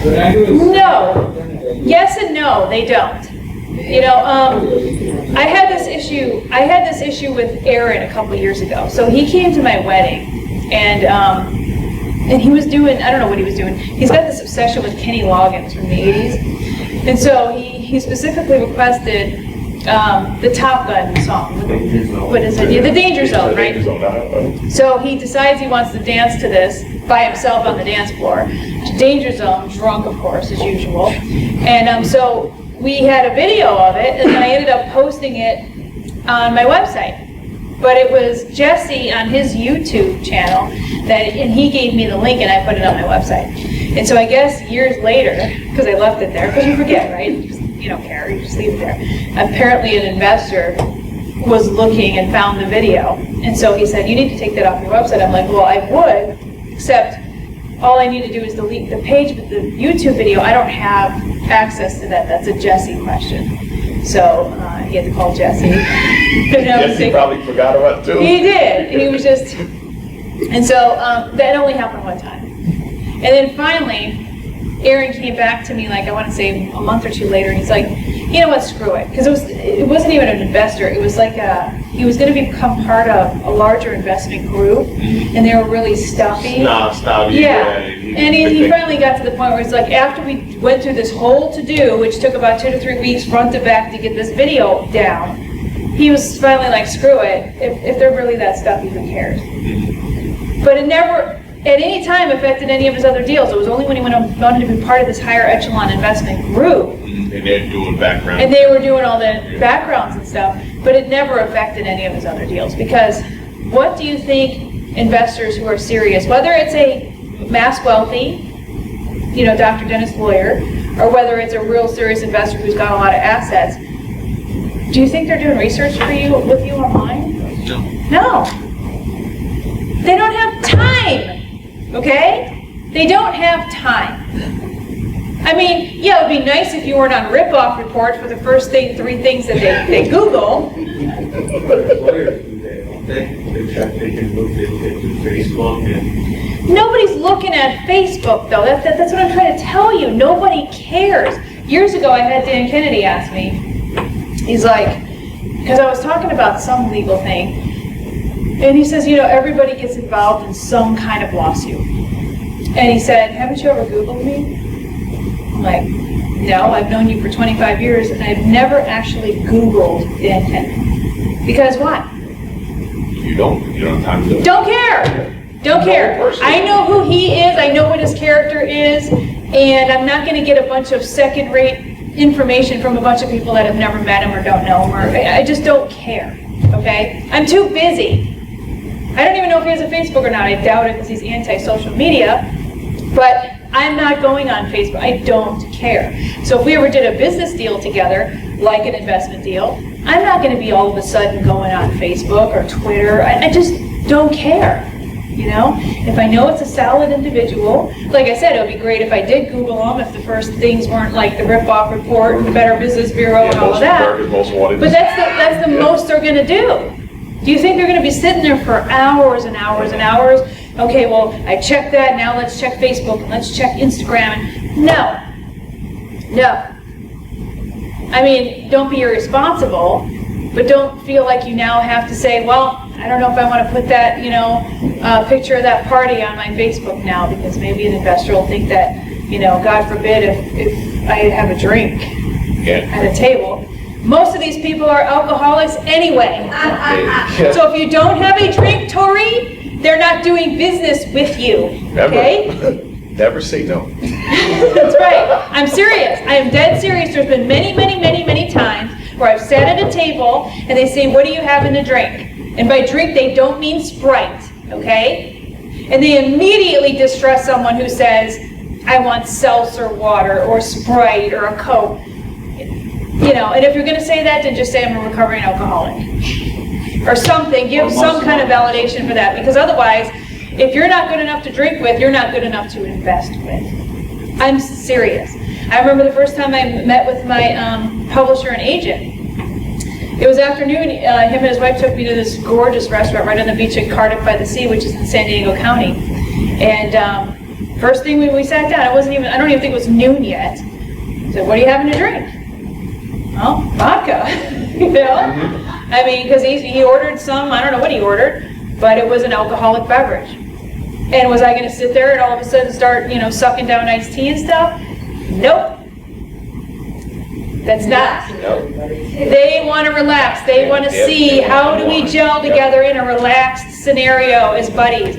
We weren't even talking about business at all until the tail 5-minute end. That's usually how it is. And it's a rushed 5 minutes and then we're out the door. Do you think they're trying to figure out if they want to do the deal with you? They want to know who you are. They want to know who you are. Are you cool to hang out with? Can we talk about something else other than business? What kind of interest do you have? Do you have pets? Anything and everything you can think of comes up, except the business stuff. And that's like a rushed 5-minute thing and then you're out the door and that's it. It's not even about that. So if they're looking on your Facebook and you're actually sitting at a bar with some drinks, do you think any of these people are going to be like, oh no? No. No, they're not.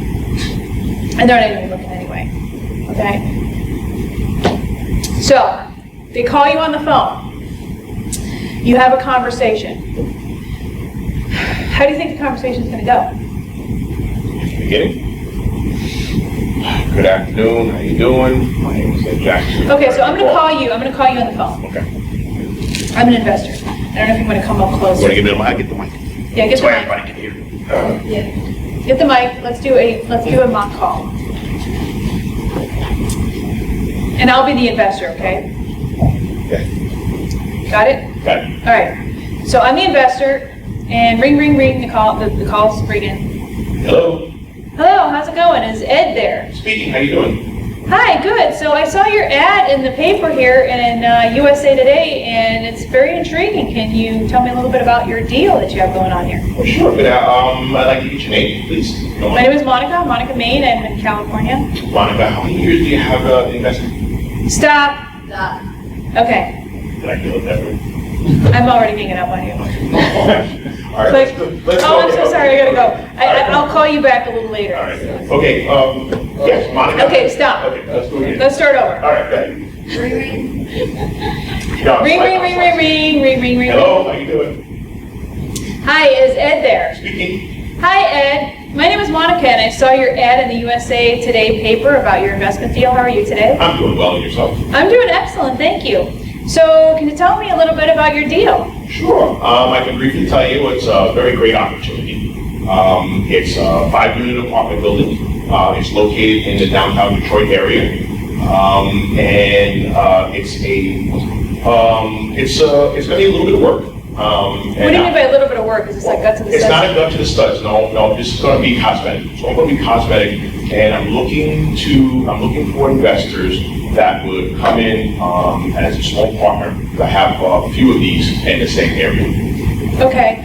My only hesitation though is that it's only 5 units, and usually we do apartment building partnerships like 36 units or higher. Okay. So, would you be maybe potentially interested in a different kind of financial arrangement instead of a partnership? Because I'm not really looking to invest my money in something that small. Yes. I could see about maybe doing a short-term 18 to 24-month loan, but I'm not really interested in a partnership. Would that be something that you'd want to entertain maybe? Yes, as a matter of fact, that would be really, we can sit down and do the numbers, and if I get back to you within a day or so, and I can work something out, and then we can go sit down and talk about it. Do you have anything on this property, like, I don't know, a business plan or a packet or something that you could send me or email me? Yes, I do. Yes, I do. Okay, cool. So is that something you want to email me, or you want to mail it to me? I can email if you, I can give you, or can you give me your email address? Sure, okay, so here's my address, and my email address is mm@monicamain.com, and if you could just send that over, and then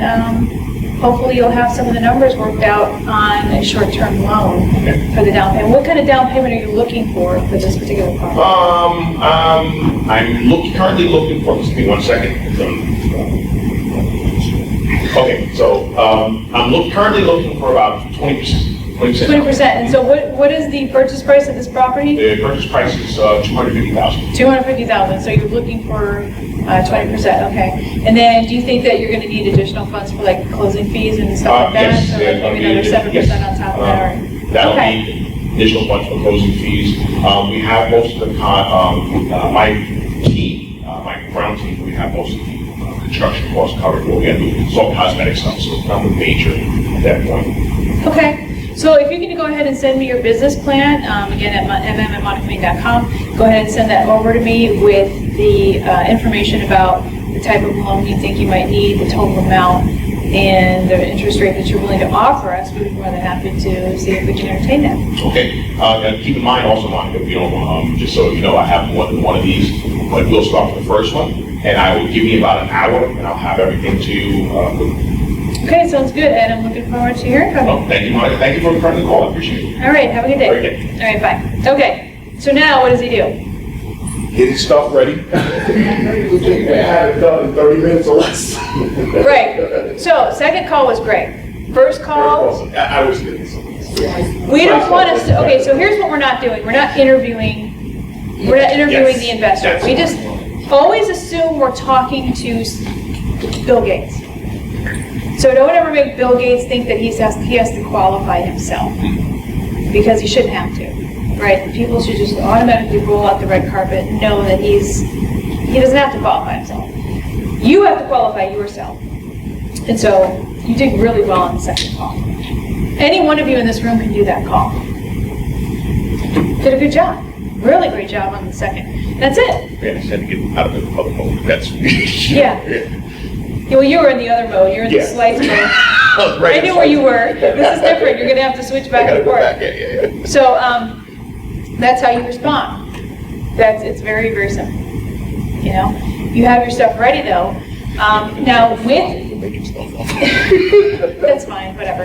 But the smaller. So did you see what I did though with the 5-unit property? Yeah. Did you notice that it really wasn't doable for a partnership for most people? Right.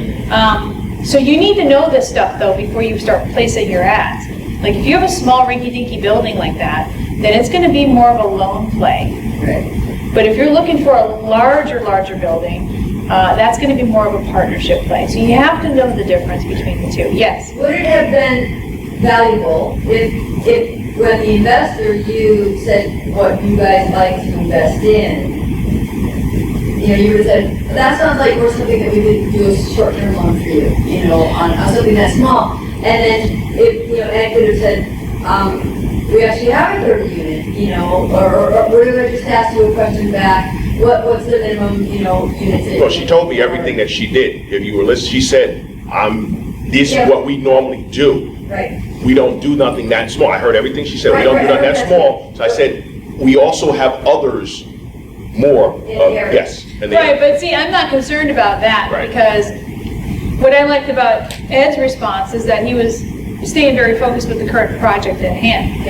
This very second he turned into like a ping pong ball on lottery night, I would have been scared because if he would have been like, oh, but we do have a 36 unit, then I would have been like, this is starting to seem kind of flaky. Right. So I appreciated the fact that he stuck with the one property and he was very focused. It's like, no, we're working on this 5-unit now. And I don't know that I would have called if I knew it was a 5-unit, so let's just assume that in your ad, you just said Detroit property with a huge ROI or something, because I don't know that I would have even called on a 5-unit. So he gave me that information right off the bat. And again, I appreciated that he stayed with the property and the task at hand, which was raising money for this particular property. But it's your responsibility to know, again, if it's going to be a loan play or a partnership play. Please know, because I would have been a little disappointed with the expectation of a partnership and then realizing very early on in the conversation that it was going to have to be, not that that was off-putting to me, but I would have been more interested in if he would have said, well, it's 80 units, and I could maybe get at least 50%, if not higher, then I would have been super excited. You know? Does that make sense? Yes. Okay. So that's it. Now, say for example, it is a partnership play, and it's not just a loan play. The loan play, I would have had the expectation of him emailing me some kind of proposal, which I'm going to talk about a little later, and how to get those proposals. But if it's a partnership play, it's going to be a little more than you just emailing me stuff, especially since this might be, say it was 100 units, and say it needed, it's a 50% occupied property, and say it needed probably guts of the stubs on 25% of the units, right?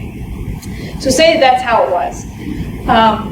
You better come up with something better than just emailing me something. Yeah. Just say I have a full fleshed out business plan and proposal ready to go. I want to FedEx this to you. Overnight this to you. Not just ground and hopefully you get it in a week. Overnight this to you. Can I overnight? Use the word overnight. Okay? Overnight this to you. And nobody's going to question why you have to send it versus an email. Just say this is a proposal that's already been prepared. I can overnight this to you. Great. Here's my address. So say that's how the conversation went because it was a partnership. I don't know what's wrong with that phone today. All right. So you have a secret cover letter. It's my secret letter. Am I going to give this to you guys? Did I give this to you? Yes. Let me see your folder. Let me see your folder. By the way, how many people do we have live streaming? Just give me, just hold up. Okay. Somebody who was live streaming was complaining about not receiving the folder. was complaining, first of all, I don't know how to live stream a folder to you. I haven't figured that out yet. Technology is still kind of, Put it in the slot. Hold on, Yeah. I'll put it in here. But this was a person who was not only supposed to show up to this, but was also supposed to be pitching. So I think that's a huge ask. And kind of ballsy to be complaining about not receiving a folder when the dude's supposed to be sitting here, okay? So your folder's here. Just so you know, I have your folder, okay? So, this is the letter that's in the folder that the guy who's bitching about doesn't have. I can send this to you. I think I have a handful of people that were supposed to be here that aren't here. So if we can make a short list of those people, I'll be more than happy to mail you the folder. But unfortunately, since I can't zap it to you, you're going to have to probably wait about a week to get this folder. So I'll be more than happy if Tori makes me a list to get these people their folder. So in this folder, and I believe I have the download to this too. Is it on monicamain.com/letter? Singular letter. Not letters, letter. Letter. monicamain.com/letter. I believe it might be there, and if not, I will put it on your site at monicamain.com/IT. I will make sure that the link is there for you to get this, because it's better to get the Microsoft Word template. Why? You got to make changes to this. It's either that or you got to retype this whole thing all over again. Yeah, we don't want to do that. So basically, the top of the letter, Captain, says, who else wants to make a cool $500,000 by the end of the summer, or whatever you want to say, spring, fall, holidays, whatever, on just one deal? That's what we're looking for. Captain doesn't have it, Tori, so I don't know if you can locate something for him. Patricia, can you help him out? Help him look for this. Should have been in your bag if you have, yeah, I'll show you. Okay, thank you. It's too distracting when people are just All right, so this letter, let me give you a little backstory about this letter. This letter, yes, sir, that's it. This letter saved one of my students from losing a huge deposit. So, a real estate term that you guys need to know is that when you actually put in a deposit on a property, usually it's called EMD, which stands for Earnest Money Deposit, and it's typically 3% of the total purchase price of the property. So it's EMD. So many times in contracts, your deposit will go hard, which means that after a certain date, you cannot get that money back in the event that the deal falls apart and you can't get funding or whatever. So this guy, I want to say it was like $200,000 or $300,000 that went hard, and it was money that he borrowed, I think, from his parents, and part of it was from his grandmother's, I don't know, it was her inheritance or something, and I just felt bad, right? And so I didn't really agree with the fact that he was buying a California property, but it was not my business to have that opinion at that point. He had emailed me in a panic, and it was a student I've known a long time. His name is JC, and he's like, what do I do? You know, my deposit went hard, I can't get it back, my funding just fell through. How can I get this money for this deal? So I took one of my old cover letters and I added to it, and I created a different letter for him. So my original letter was about half this size, and so I used some of my expertise copywriting skills, and I added to this letter, and I said, listen, do exactly as I tell you. You will be able to raise the money, but you have to do exactly as I tell you. So everything that I'm outlining to you here, with placing the ad and everything else, is exactly what I told him to do. Except he went all out. He ended up spending, I want to say, $10,000 or $12,000 on ads, just because he did not want to leave anything to the He did not have time to be placing an ad here and waiting, and then placing, no, he did it all at once. One of the ads was in the LA Times. And that's where he ended up getting his prospective guy. And so he basically did exactly what I'm outlining to you, and he had his proposal ready. So he had the secret letter that I wrote to him, he had a business card, he had a complete proposal ready to go. I'm not sure what he used for this, is I usually like to put some kind of grabber in there. Usually I'll have, like, for example, if, since Tori's in Florida, she might want to send somebody a little palm tree, a tiny palm tree, like the kind you get in the Hawaiian airports, like those little in the bag. It's not necessary that you do a grabber. You don't have to. You can just stuff everything into like a FedEx overnight envelope. But it's kind of nice to add that little extra thing in there. Kind of like it's just, they'll never forget you, I'll tell you that. And so he sent everything, overnight FedEx. And then he had the deal, I want to say, front to back from the time that his ads came out, he started getting the first phone calls, to 48 hours later, after he sent the envelope to the guy. He had a deal in 48 hours. So front to back, it was like a week or 8 days or something. He was desperate. When people are shoved up against the wall, they do the things that they know they should be doing. The things that they don't do when they're comfy and they're content, right? Damon John wrote a book called The Power of Broke. I hate the title. But what it means is that it's almost like the same as that one book that I really like. It's called The Toilet Paper Entrepreneur. And it basically says that when you don't have the resources and your back is up against the wall, powerful things can happen because you're willing to not only go the extra mile to make some of this stuff work, but that power of intent is so strong that you start pulling the things into you that you need. It's almost like a metaphysical, spiritual type of thing, right? Your power and your focus is just there. I gotta get this money. I can't lose my grandmother's inheritance. Yeah. I mean, that's where he was. I'm not going to lose my grandmother's inheritance. And then, of course, after everything was said and done, he did get quite a chastising from myself about how he structured his deal. Like, should not have done it this way. By the way, why are you investing in California? But, whatever. It's not my deal. It was my deal to help serve him in this way. How did it end up in the end? He got the property. It's a cash flowing property. He ended up getting it was like a $6 million building. Is that a partnership? It's a partnership, yeah. It was a partnership. He ended up getting a third. The other guy got like 67%. But this cash flow was solid enough to where it's a decent deal. It's not my favorite numbers, but it's an LA County property. And he did it. He pulled it off. Any one of you can do that with this letter. So this would be your cover letter, and then what goes underneath your cover letter in the envelope? So you have your FedEx envelope, and before you put it in there, what happens? What goes with this? Yeah, a business. You want your business plan too.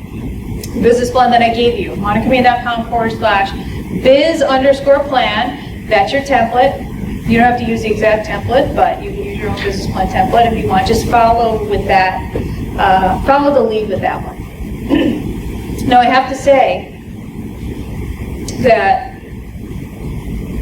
with that business plan, don't worry so much about everything that's in the plan, but don't leave the numbers blank. So I had an Investor Direct mentorship group. It was a very expensive group that I had earlier in this year, and I'm not going to ever repeat it again. It's one of these once-in-a-lifetime groups. I thought the group was pretty good, wasn't it, Tori? It was excellent. And they had the opportunity of working with my investors. And so some of these group members, I won't name any names, when they sent me the business plan, they left all of the numbers on one of the pages blank for all the income and expenses. So in the business plan template, there'll be a $ and an X. What does that mean? You did the work. You did the work. Huh? You didn't do the work. You didn't do the homework. Is it supposed to be a $ and an X there? No. So why did Monica put that there then? So you're supposed to put numbers. So you put your numbers in there, because I had to put something in the box, right? It's just to show you that there's a $ and some other number you're supposed to put there other than an X. And so I had so many students turning this in as a business plan that I'm supposed to be forwarding to my investors with a bunch of $ and X's in the boxes, okay? Do not do that. And if what happens if you're not really sure about a number? Put something in there. Don't just leave it because they're like, well, I just didn't know what to put. Okay, do you think the investor's going to know? The investor's going to know for sure you didn't do your homework if there's an X in the box. But if there's some other random number in the box that maybe it could be, do you think they're going to be like, well, maybe that is, right? And then later on, if you find out that that's not the number, what happens? Well, that's what I thought it was, or that's what the listing agent told me, and now we realize it's not. Do you think he's going to be mad at you because there was something else in the no? He'll be mad if there's a freaking X there, The dollar sign. right?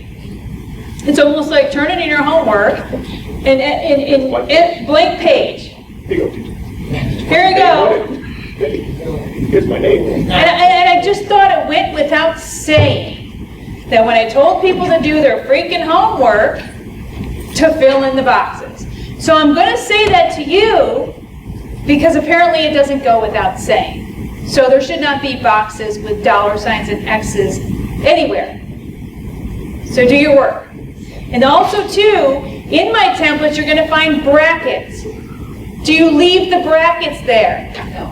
No, you never leave the brackets there. So if there's anything in there that has a bracket, Take it out. take the whole bracket out and fill it in with whatever information you need to put in there. Don't leave the brackets, okay? So, this is my $6 million letter because it was responsible for getting a $6 million deal. Pretty much single-handedly. Now, obviously, there was a proposal that was with it. I'm not even sure if he sent a grabber, like I said, but I do know he sent an overnight FedEx mailer to him. And he had the deal within 48 hours. That's how powerful this is. So, here's where you can get it. Yes, it's correct. Tori was supposed to do a little homework and verify that this is the correct link. She did not, but I'm glad I had this prepared here on this PowerPoint slide because she's sleeping in the back still. MonicaMain.com/letter, Letter, to be able to download the template because it's a lot better to download the template than to have to retype this whole letter out. Because even though some people will retype this letter out, it will not look like Monica Main did it. You'll always change something. You'll change the font or you'll mess something up. And so that's why you should take mine, because mine's perfect. Yes. Perfect. That's right. Don't go against the grain, don't reinvent the wheel, etc., etc. Oh, cool. That's yours. Ron has something exciting for you after lunch. Don't you, Ron? Absolutely. It's a secret money source. I know. That's what you get when you show up live, guys, in webinar land. He came in empty-handed, though. I'm just saying. No, Who came in empty-handed? Ron could have brought some pick-me-ups. I'm just saying. Pick-me-ups. You need cocaine or something? What are you talking about? See, that's why you had that jacket on. See, now you don't You just don't know what's in it. Yeah, that's right. You don't know what's in my car. Okay, so since that screen is way too small, I'm gonna have to take a look. Okay, so this is the follow-up procedure. So say, for example, Ed, this was a partnership deal instead of the 5-unit, and so he ended up overnighting me a proposal for, say, an 80-unit apartment building. And so I get the $6 million letter, I get the proposal. It would be great to have a business card in there. Where do you think the business card might go in that package? Does anybody have a guess? On the top, right on top of it, right? It depends. Does that make sense to you? Okay. Here's why. Because sometimes you can get those really nice, classy proposal folders that actually have a business card holder, and if you find something really classy, upscale, and nice, then it's better to put your business card with your proposal in one of those pockets. However, if you don't, then, Never stated.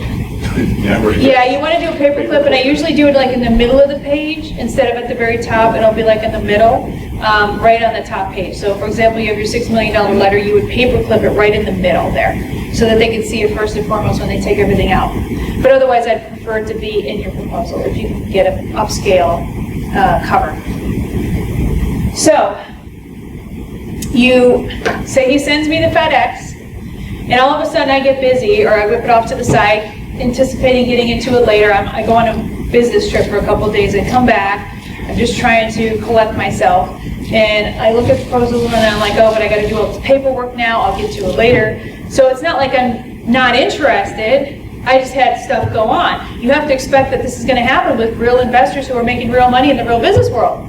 They're not just waiting around for your package to show up. They got other shit to do. All of them do. Which, by the way, that's why they're not on Facebook looking for you. They're too busy doing paperwork and going on business trips and finishing their own reports and dealing with phone calls and then catching up with all the other stuff they couldn't do because they were on the business trip. And that's what's going on with all of these people's lives. Every single last one of them. And if it's not going on with their life, then they're not a serious enough investor or a doctor, dentist, whatever. And you're probably not going to find any use for that. So you have to expect you're dealing with a very busy millionaire. So how do you then follow up with them without being a pest? Because certainly the reason that they have not picked up the phone real fast to call, it's not because they're not interested. I can guarantee you guys it's not because of that. If they got to the point where they gave you an address, they would have just said, no, I don't think this is for me, and they would have ended the call. They would not have given up their address. So they're interested. Don't ever make the mistake and think that they're not interested because they didn't call right away 10 seconds after they received the FedEx. And by the way, likely they didn't get it. Who ended up getting that FedEx? When the FedEx comes into their office, who got the FedEx? No, who got it? Tell me, who got the FedEx? Their secretary, assistant, lady who answers the phone, anybody else but them. The likelihood that they got it is pretty close to zero. But because it's a FedEx, like Shaylin, anytime there's a FedEx or anything like that, she puts it right on my desk immediately. But if it's anything else, whipped in a massive heap somewhere, or maybe at the end of the week when she's got time, she can then go through it and then see what goes on my desk. So anything that's FedEx always ends up on my desk. So goes through secretary, might be on her desk for either a half a day, an hour, one day, who knows, then ends up on the investor, the doctor, dentist, lawyer's desk.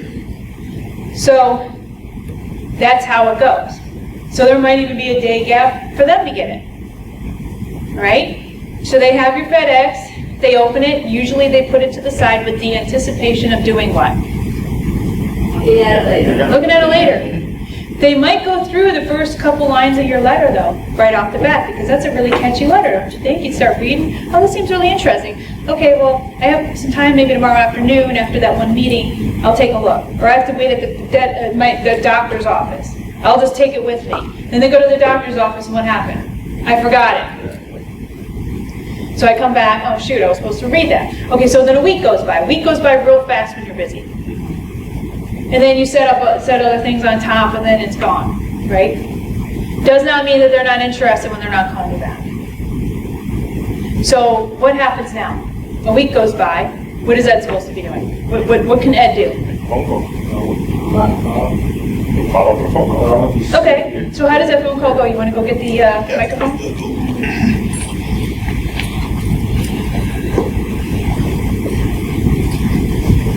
I love all of these little, mock play things. Aren't they fun? Do you like how he gets picked on all the time? He loves it. He loves it, yeah. Okay, so ring, ring, ring. Ring, ring, ring. Yes, hello? Hello, can I speak to Monica? Speaking. Monica, how you doing? This is Ed Jackson. Oh, hi, Ed. You know, I meant to get your business plan. I mean, I have it right here. I've been meaning to read it. I'm so sorry. I just got busy. I had to go out of town for a few days, and I just got back. I have all this paperwork.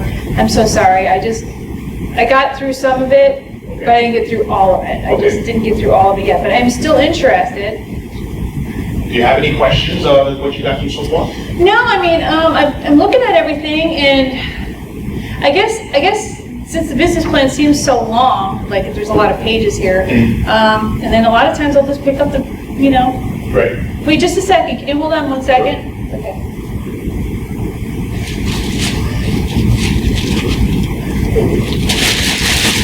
That's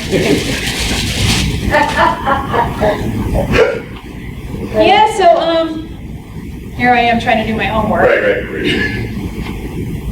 Yeah, so, I mean, I think the only thing that kind of concerned me is investing in the Detroit area. I mean, you see a lot of things on the news these days, and, I live in California, so, even though I know that certain parts of Detroit have done really well, and they've refurbished it and everything, what kind of area is this in? Is this like a C-class area, D-class, what is it? It's a C plus. C plus area. C plus? Yes. So it's not near like some, because I saw the news the other day, and there was like this major shooting in front of this apartment Yeah, no, building. we're and- not in areas like that. Okay, that's the only Working major class concern area, that I yes. had.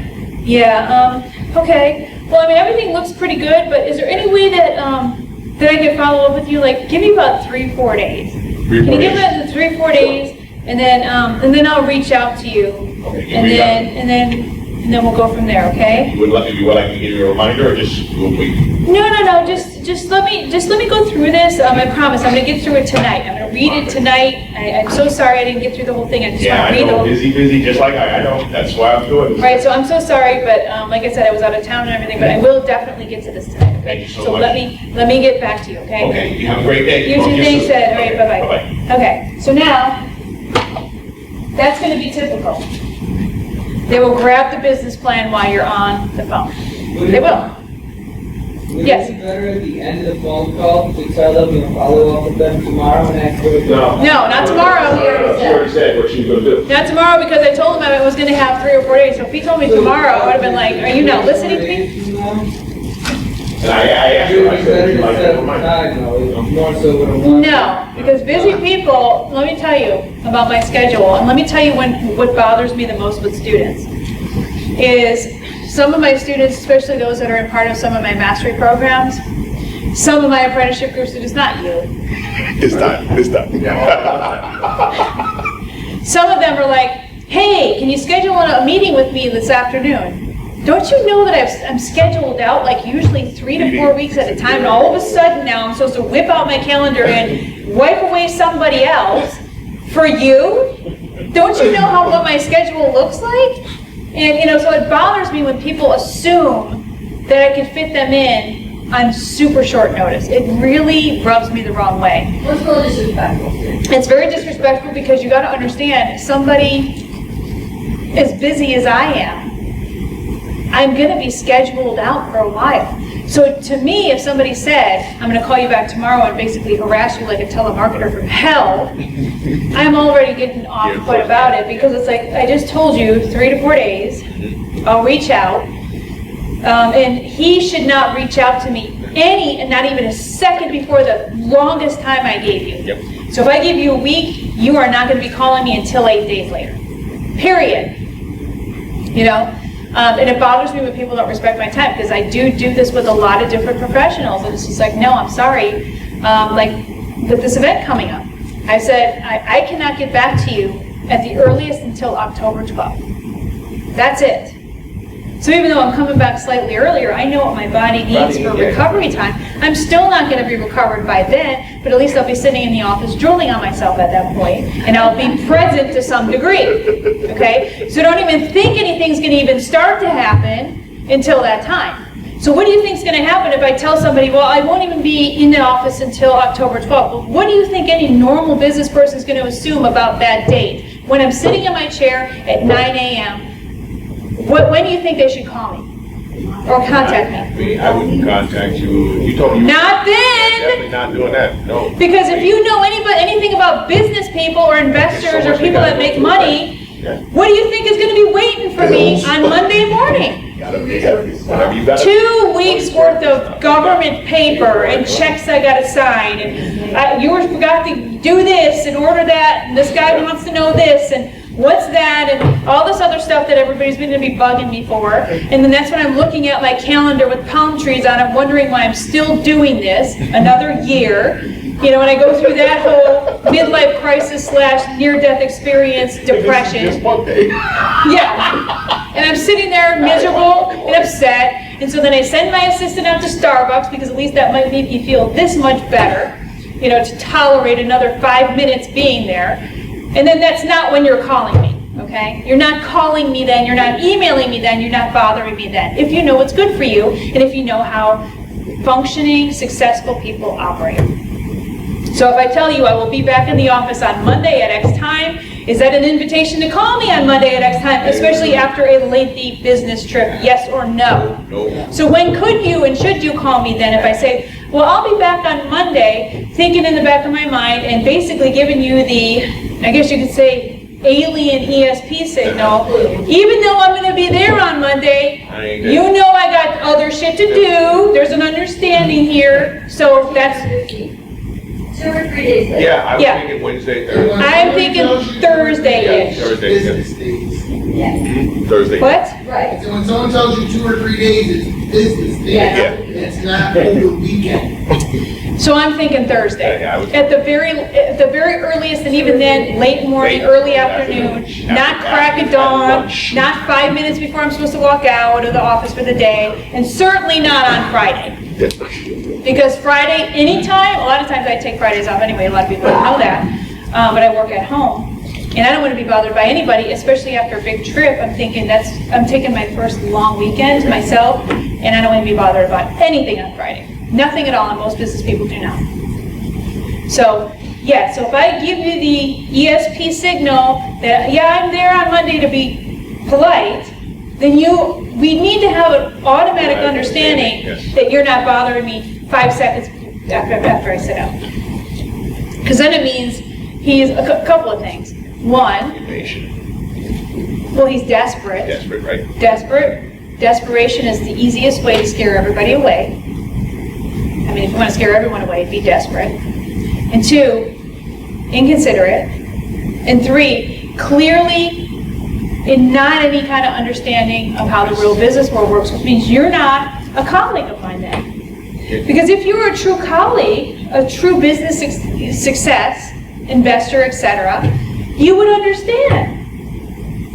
I would not have to tell you this, right? So that must mean now I'm automatically suspicious, like this guy can't possibly be a real investor or busy or have a real business, because he should know you don't contact me 5 minutes after I say I'm going to get in the office after a trip, right? These are little things that you need to pick up on and know. Yes, Eric? Oh, nothing. Oh, you had again. He's like, I have nothing to say now. I get it, because when I walk back to work after this next week, it'll be a lot of stuff. Mondays are the worst days anyway for most business people, even if they didn't take a trip. It's just like, even though a lot of people do like what they do, there's always immediate stress on Mondays.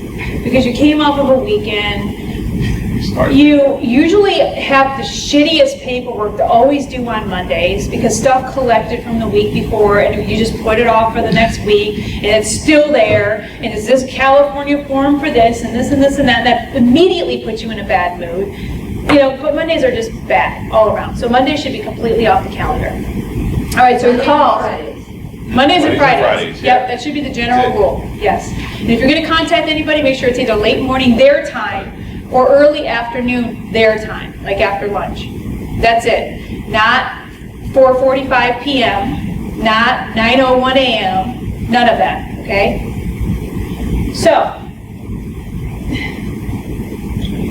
no, yes.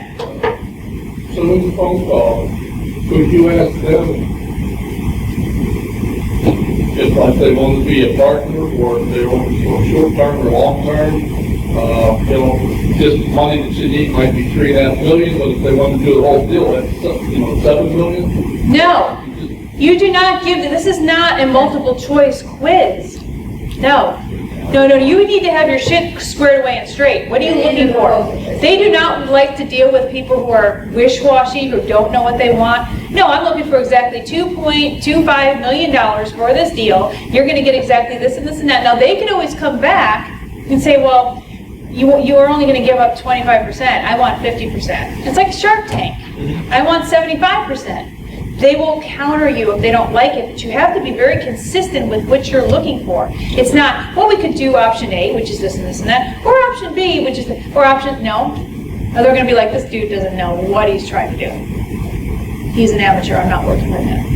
Does that make sense? Yeah. You be very firm with what you want, but at the same time flexible, because many of them will come back and say, well, I feel better with a bigger percentage. And you have to ask yourself, are you willing to do it, yes or no? I don't know. Okay, so professional investors and business people, for the most part, not always, but they're usually very highly efficient. What do they say? If you ever want something done, give it to a busy person. They will always find the time. So if I made a verbal commitment to Eddie to call him back in 3-4 days, then it's weird. It's like I feel like the sense of anxiety if I don't fulfill that. And even if I'm really not interested in the deal, but my word is everything. Now, not everybody feels that way. Some people just simply forget. It's not like they're being assholes. They just forgot. But it's in the back of their mind, like, okay, I told this guy 3 to 4 days, right? And so what might happen is, say we exchange, the conversation happened on, say, a Tuesday. And so 3-4 days, I mean, we're hitting what? Thursday, Friday, Saturday? So is he jumping on the phone on Saturday calling me? He better not. He better not. There's an unwritten rule. You don't call people on the weekends. You don't unless they ask you to. Unless they say, I'm available Saturday afternoon, I'm going to be working on my computer. Please call me at 3 o'clock on Saturday afternoon because I'm specifically going to be sitting at my computer. Then you call. Otherwise, you never call on the weekends or federal holidays or anything, right? That's why everything that happens around the holidays is a nightmare. Because nobody's around and there's this unwritten rule that you just don't reach out to people when they're with their families and they're on vacation. You just don't do it. So we're in a dead zone like for 6 weeks from like the week of Thanksgiving all the way to the first of the year and sometimes a week or two after that. You just don't reach out to them. So when I have my students that are like, I just submitted this deal, 2 weeks before Christmas and how come I don't have an answer yet? I'm just like, do you want me to piss off the people I've been working with for over a dozen years for you and your deal? Do you suggest that I try to call them the day after Christmas? Because if we don't want to have a relationship with them anymore, then let's do that. There's no answer that's going to happen until probably within the first 2 weeks of January. Sometimes with these older guys, a little bit later than that, because they take a little bit extra time. And is that when you get mad and upset and throw a hissy fit? Well, when you're the one asking for the money, you don't have that luxury. One day when you do have the money, you do have the luxury of throwing a hissy fit. I think it was Joan Rivers that said something to the effect of, the only reason people put up with the fact that I'm an asshole is because, basically I hold all the cars with the money. And they need me, right? So that's when you have the luxury of being like that. When you don't, then you don't. And you play along with the rest of the rules, okay? So, say for example, I'm ready. And so a whole week goes by. So instead of it being 3 to 4 days, I waited a whole 7 days. So it's Tuesday afternoon, and I'm like looking at this business plan going, damn it, I had promised this guy I was going to call him like Thursday, Friday-ish in my mind. I got to call this dude back. I got past all my Monday paperwork. I'm only mildly depressed that I'm still there, not full-on Monday depressed. So it's Tuesday afternoon after lunch. I'm sitting there sipping on my Starbucks. I have like a gulch in my day. And I pick up his business plan. I'm like, I got to call this guy. So I call you on the phone. Ring, ring, ring, ring, ring, ring, ring, ring. About to go to voicemail. Hello? Hello, is this Ed? Yeah, it's me. Hi, Ed, this is Monica Mean. I don't know if you remember me, but we talked last week about your business plan. Oh, yes, thank you. Yes, I do remember. Yes. How are you today? I'm doing well. How are you doing? Good. I just want to apologize because I was going through your business plan and everything. I know I told you I was going to call you in about 3 or 4 days, and I just got caught up with paperwork and stuff. And then I took an extra day off last week, so I'm back. Well needed rest? Yes, definitely well needed rest. So I'm so glad you gave me the extra time to go through this. So I'm really interested in this deal. Okay. And I want to see, is there any way that maybe we could meet or do a Zoom call or something, just so that, we can maybe talk about some of the specifics on this deal, because I want to make sure that, you're somebody I really want to work with. And also, too, do you happen to have like a resume of other deals you've done or other investors you've worked with on different projects? I'm just kind of, interested in knowing. Yes, I had that. First, we can set up a meeting at your convenience. That would be best. I think I'd like to sit down and talk with you personally. I'll bring my resume, if you don't mind, and I'll have some contacts. Possibly, we call some of them first as the okay, if you want different references. Okay. Yeah, I mean, if you could send me like a couple references of people that you've either done investment deals with or other property deals you've done, then if you could maybe email that to me sometime this afternoon, Okay. I'll make a couple phone calls, and then we can get started with the deal. The only thing about the deal, though, is I don't think that the percentage on the loan was high enough. Like you said, 8%, and I was thinking more like 11, 12%. So would that be potentially doable for you or not? I would definitely, I'd have to run the numbers again and just let me check on that. And as I'm sending my references, I'll have that information for you. Would you like me to contact you back, call you back personally, or would you like me to include that? You can. I mean, if you feel like you have to run the numbers again and send me like another. Yeah, I just didn't run the numbers at that high. You know, from Okay. 8 to 11 is incredible. Well, please note, though, that if you need the money longer, like if you need to extend it out from 18 months to 24 months, or even 30 months, I'm only need 30, but 30 is like my cap. Okay, I understand. So 30 would be the max I'm willing to do. So why don't you run the numbers for yourself to see if that actually works for you, because as far as I'm concerned, it'll work for me. Can you give me about an hour? Sure, but I do need those, I'd like those references Yes, this afternoon. I'm good with Because I that. do want to call, and if Yes, everything understand. checks out, then I don't see why we can't go Okay. forward with the So give me deal. about an hour or so, and I will get the references together. I just want to contact, make sure it's okay with them. Sure. And then I will have those, I'll run the numbers, and then I'll give you a call back, and I'll email you the same. Okay, Okay. sounds good. Thank you, Monica. All right, I thanks, appreciate Ed. you. I appreciate you. All right, thank you. All right, bye-bye. I should have said help. Not help. It's fine. So what do you, so see how difficult this is? Is it difficult? No, you're having a conversation. There's nothing difficult about any of this. But do you see how there's back and forth that happens? There's negotiation that happens. It's never cut and dry like nobody's ever going to say, oh, look, here's the business plan. I'm going to take everything the way he laid it out and let's sign the check now. Nobody ever does that. Like, no Even one. at that point in time, with the I knew the numbers, because I probably ran it anyway, but I'm going to use that time to. So in the beginning, you always try to get your best deal. Right. Like, I'm assuming that he would have given me like an 8%, because obviously he wants a lower percentage. He doesn't want to pay, 15%. Right, exactly. So maybe if he was smart, he would have already ran it at 10%, 12%. What if, these different what if scenarios. So he would know during the phone call whether it would work or not. And it was good that he said that he was going to run the numbers again, so then that way doesn't, again, make it look like, yeah, let's do it. I'm ready to go. Yeah, that sounds great. It's that negotiation. Then that would be thing. weird. Right, that's not. I would think that would be too weird. Like, Even if I really? did run the numbers, which I did, then I would never go at that Right. point. It's I'll let it cool down a bit. Let it cool down a little bit. Yes. 30% you're talking about the interest rate on the loan? It would be the interest rate on the loan. Oh, yes. Yes. So I was just we're just talking. I was just trying to demonstrate to you how it kind of works with the negotiation, right? However, if you don't, yes. What do you usually want to construction deal? What do you usually want to go with interest rate wise starting out? So you're not going too low? That's a loaded question because it just depends on the deal. It depends on the affordability and the feasibility of the deal. Can it work? Yes or no? And most deals probably won't work at a 25% interest, but you never know.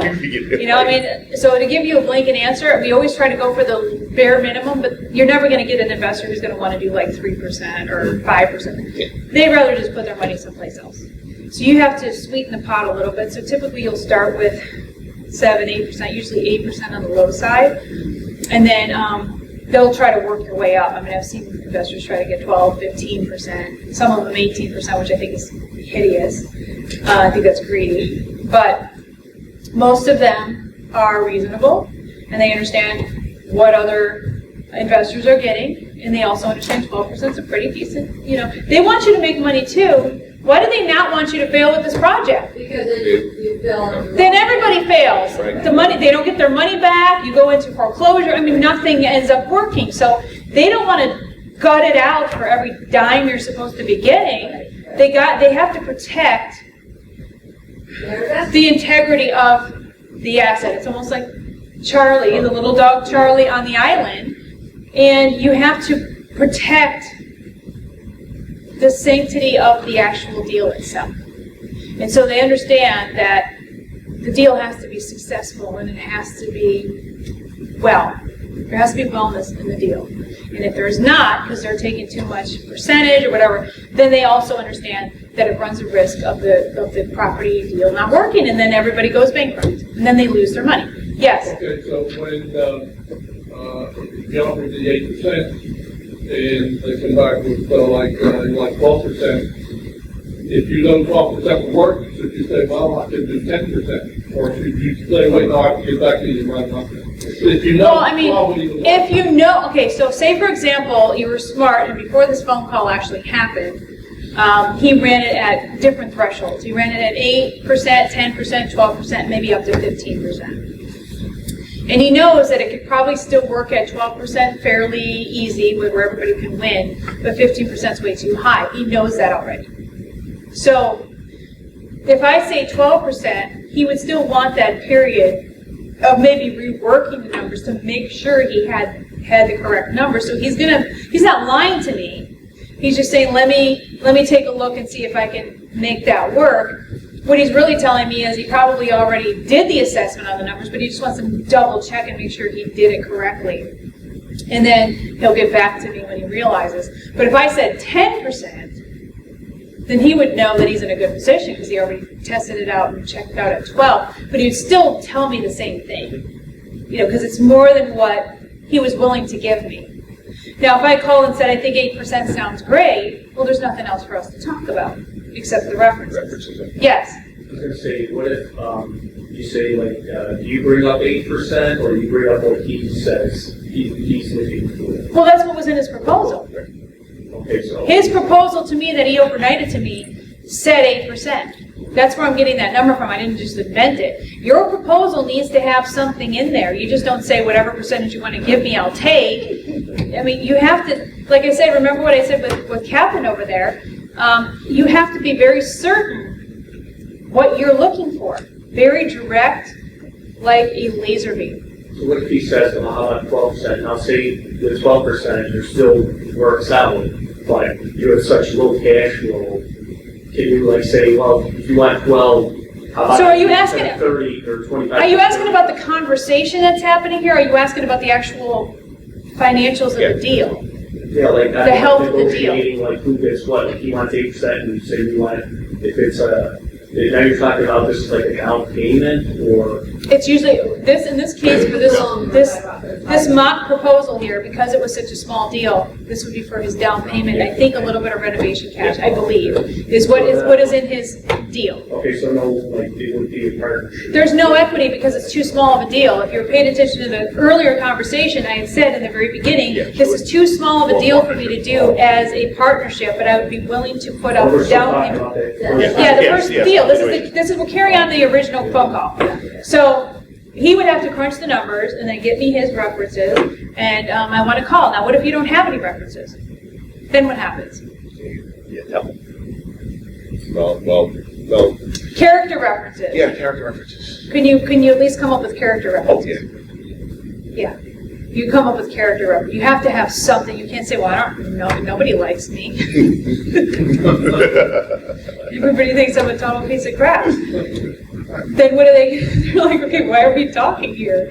You know what I mean? You can at least come up with a character reference. And I don't care if it's your damn mom who's on that. As long as she's got a different last name, hopefully. But character references, When I was looking for a new office person, another addition of my full-time follow-up lady, did you read the report? No. You didn't read Bite or Beat It? No. It's not in that folder. It's in the next step. It's your homework. Yes, thank you. So, I have a full-time follow-up lady. All she does is follow-up marketing campaigns. You read the report. So he knows what I'm talking. He knows what I'm talking. Oh, yeah, I got you. So basically, I have a lady who just does full-time follow-up. Follow-up letters, follow-up phone calls, follow-up emails. That's all she does 40 hours a week. So when I was hiring, I actually put an ad out in, I think, Monster.com and I think on ZipRecruiter.com. And I was getting all these leads in and all this other stuff. And I asked Shaylin, I'm like, do you know somebody? She works in my office. Now, what's happening here? What am I doing? You're networking. I want a referral from you. Why do I want a referral from you rather than going through the sea of people Because you from know the Monster.com? Because I know her. Well, she can give me the biggest piece of crap to walk in the door, but why am I asking her? Because I trust that she was going to maybe give me somebody good. Why would I want to, risk just grabbing some random resume out of the Monster.com pile, which we got like, it was weird because right when the stimulus checks were in, nobody applied. And I was watching the news one day, CNN, and this guy from, I think, a Chicago Booth College was talking about, a typical professor who knows jack shit about the real world of business is sitting there saying, because one of the, I can't remember who the commentator or who the anchor was that was asking the question, but he's like, some business people are stating that it's very difficult to hire in this economy right now, and I was right at that point trying to hire somebody. Because, people are sitting at home with their stimulus checks and they have no motivation to go out there and work. And Mr. Professor, who doesn't know jack shit about nothing in the real world, said, no, I don't find that to be true at all. I find that there's still people out there looking for work. In fact, more people than ever are looking for work. As I'm looking at my empty inbox. Yeah, no, I know, totally right. And the anchor didn't really know that much about business either because he gets paid millions of dollars just to sit there and talk on the news, but at least he had a logical sense about what could potentially be happening. If somebody's getting $1,000 a week, sitting on their ass doing nothing, where's the motivation factor in going to get a job? That's logic, right? So I'm like looking at this professor going, why the hell does anybody go get a degree? Because these are the people that are teaching you stuff. And then when you go in the real business world, it's like the opposite of what they say. They live in a different world altogether. So right when the stimulus checks in, all of a sudden, massive heap of resumes to go through. Massive heap. So, that's how it is, right? So you asked Shaylin if she knew anybody. Yeah, so I asked Shaylin if we knew anybody. And what happened? So I ended up getting a resume from her mom. And I ended up calling her mom on the phone. And she talked up her mom. I talked to her mom quite a bit on the phone, but then you don't really get a good sense from them. But I asked Shaylin, I actually sat her down and said, okay, I know she's your mom and everything, but just tell me how she is with sales. Well, we did trade shows, and she just walks out. Well, first of all, me and Ron used to do trade shows. They are just a ball-busting experience, if you want to know a ball-busting experience there. So I don't like talking to anybody at a trade show. Like, I'll just sit in the back of the booth and or I'll just start walking around shopping or whatever. He's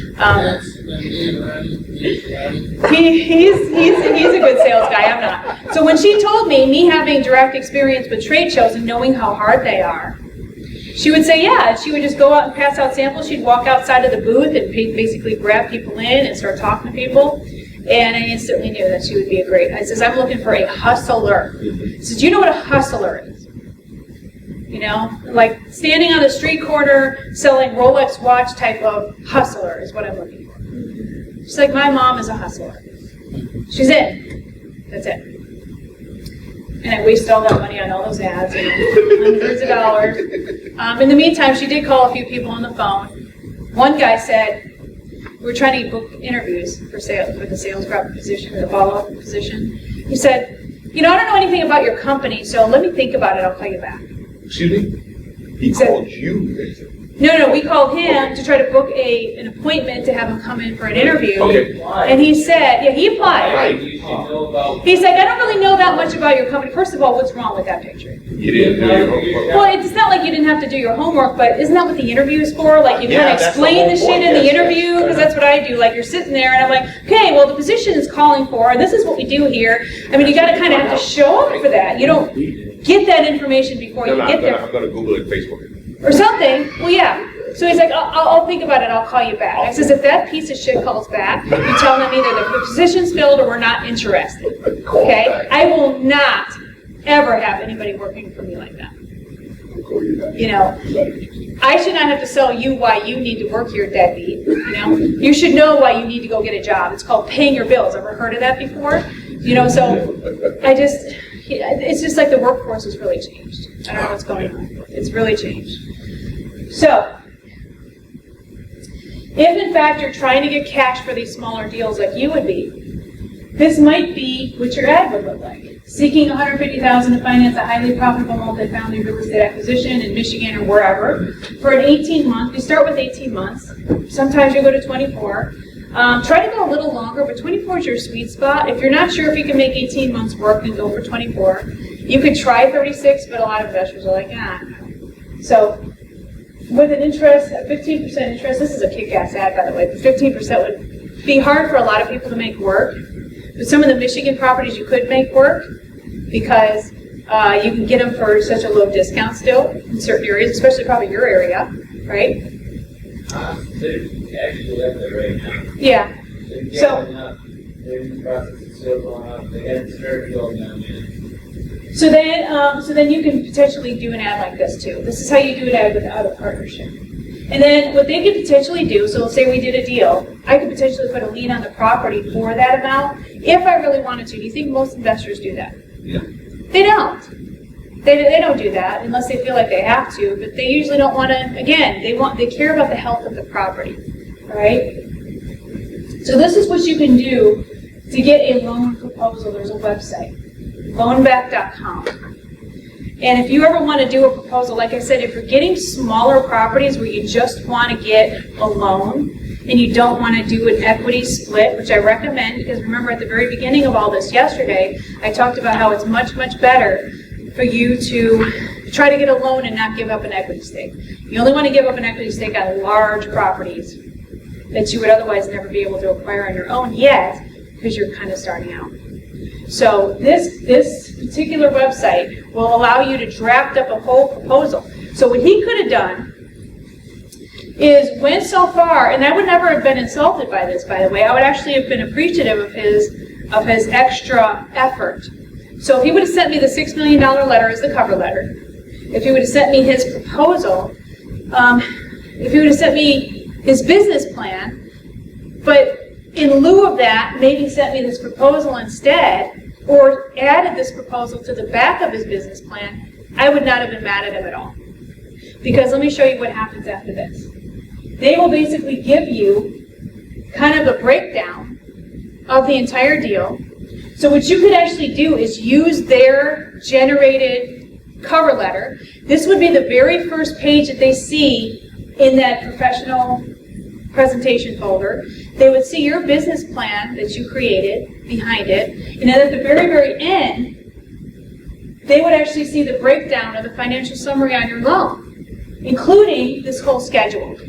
You would print it all out for them.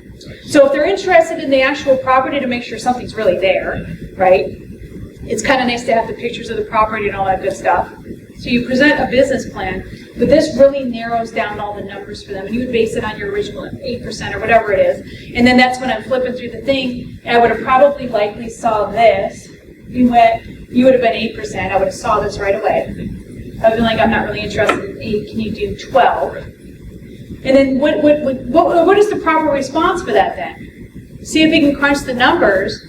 Wouldn't the proper response then be go back to this website, figure out if the numbers can work, put it in at 12%, and then do what with the new generated schedule? Send it to me. You can email it to me now. You don't have to do the FedEx. You can send me a PDF. So when you're sending the references in that next contact, which he told me I was going to get in an hour, he could also attach this PDF, just say, look, I ran the numbers. This is what the numbers would look like at 12%. Please see attached. And I would love to do this deal with you, or whatever you want to say. And then now he has to wait because he's throwing the ball back in my court, and I now have to contact the references. So that's how that would work. Any questions about this? For multifamily, most people, it's probably their first property. And I'm talking like larger, but let's say under 30 units. If this is your first one, onto the references on character is good enough, typically, to make you feel at ease. Well, see, that's why I like to have the actual property itself in the form of a business plan, so that me as an investor, I'm looking at a real piece of property. I know that this is a real deal. It's a smaller deal. Say it's $150,000 or whatever he was asking for. As an investor, I don't know that I would feel particularly weird if he just had character references, provided that I obviously know that I can put a lien on the property. I just have to, that's why I have to see the business plan to know that there's a real property involved. This isn't just, vaporware. There's something really here. This is what I could potentially, and if I really felt that anxiety about it, because either the references weren't what I thought, then I could always say, I'm going to put a lien on this property. Do you mind? And what's your answer? No. Yeah, I would expect that if that's what makes you feel more comfortable. Because you know that your asset is now collateralized, or your investment's collateralized by the asset. Does that make sense? No, it definitely does. Has it ever challenged you, the lender, maybe this should be in Ronnie's time, this question, but the first lender that's doing the bulk of the loan, are they ever bothered that you're taking an outside investor to fill up your pension account? It depends, because some of these smaller lenders, in the very beginning when you guys start out with, we're not going for baller, okay? We're not going for the 300-unit apartment building. You're just starting out with a 5-unit or something small. And usually those lenders are more specialty lenders anyway. They're a little more flexible with seller carry. They're a little more flexible with not as seasoned of a loan. There's a little more flexibility there. So there could be a problem depending on who you choose as a main lender. It could be an issue, but usually you're dealing with smaller banks, medium-sized banks. You know your banker at your local bank, and by the way, I suggest you guys get to know your local bankers that are super small banks. What are some of the super small banks over here? Over here, Zero Credit Union. Okay, so that would be a type of bank that you walk into and you make connections. You start connecting with people there. And these are people that are not only people that can help you with your loan application, they also have a heavy influence on the underwriting department as well. And so it becomes more of we're building up the community type of thing. And I'm taking these properties and rehabbing them because they're ugly properties and they're empty or whatever the situation is. And it becomes more of a community type of thing. And they're not as strict as they are at Bank of America or Chase.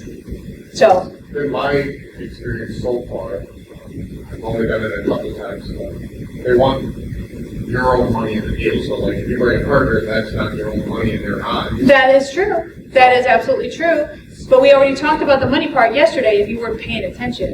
They do have a little bit of money to put into this because we talked about that during the business credit and raising a little bit of money for that. So there's going to be a little bit of their money coming in. Remember, these are deals that are really minuscule in size. We're talking about like, what, a $300,000 deal. Putting 10% in $30,000, They want a little skin in the game, but not, I just want to make sure that's how it was going. Yeah, what I'm Yeah, clarifying with Travis there, that is Eddie asking for the whole lump sum as a loan from you or just a down payment? Why are we getting into the This is specific? not- We're right, trying to just talk about the it has nothing to conversation do and with how it. we can open the door with the investor. Travis will be talking this afternoon about he's going to talk about this full structure on how all of these mechanics work, how much skin in the game that they're I willing should to have shut up tell. earlier. You should have, and especially since you're dipping into our lunch hour We're just getting set with all these pesky questions. But yeah, no, seriously though, you're correct. We're just trying to get the mechanics of how to build a relationship with your investor first. I'm curious, George. You got that? Yeah, okay, well, Curious George, you can be curious after lunch, okay? Okay, everybody, we will be back in 145. 1:45.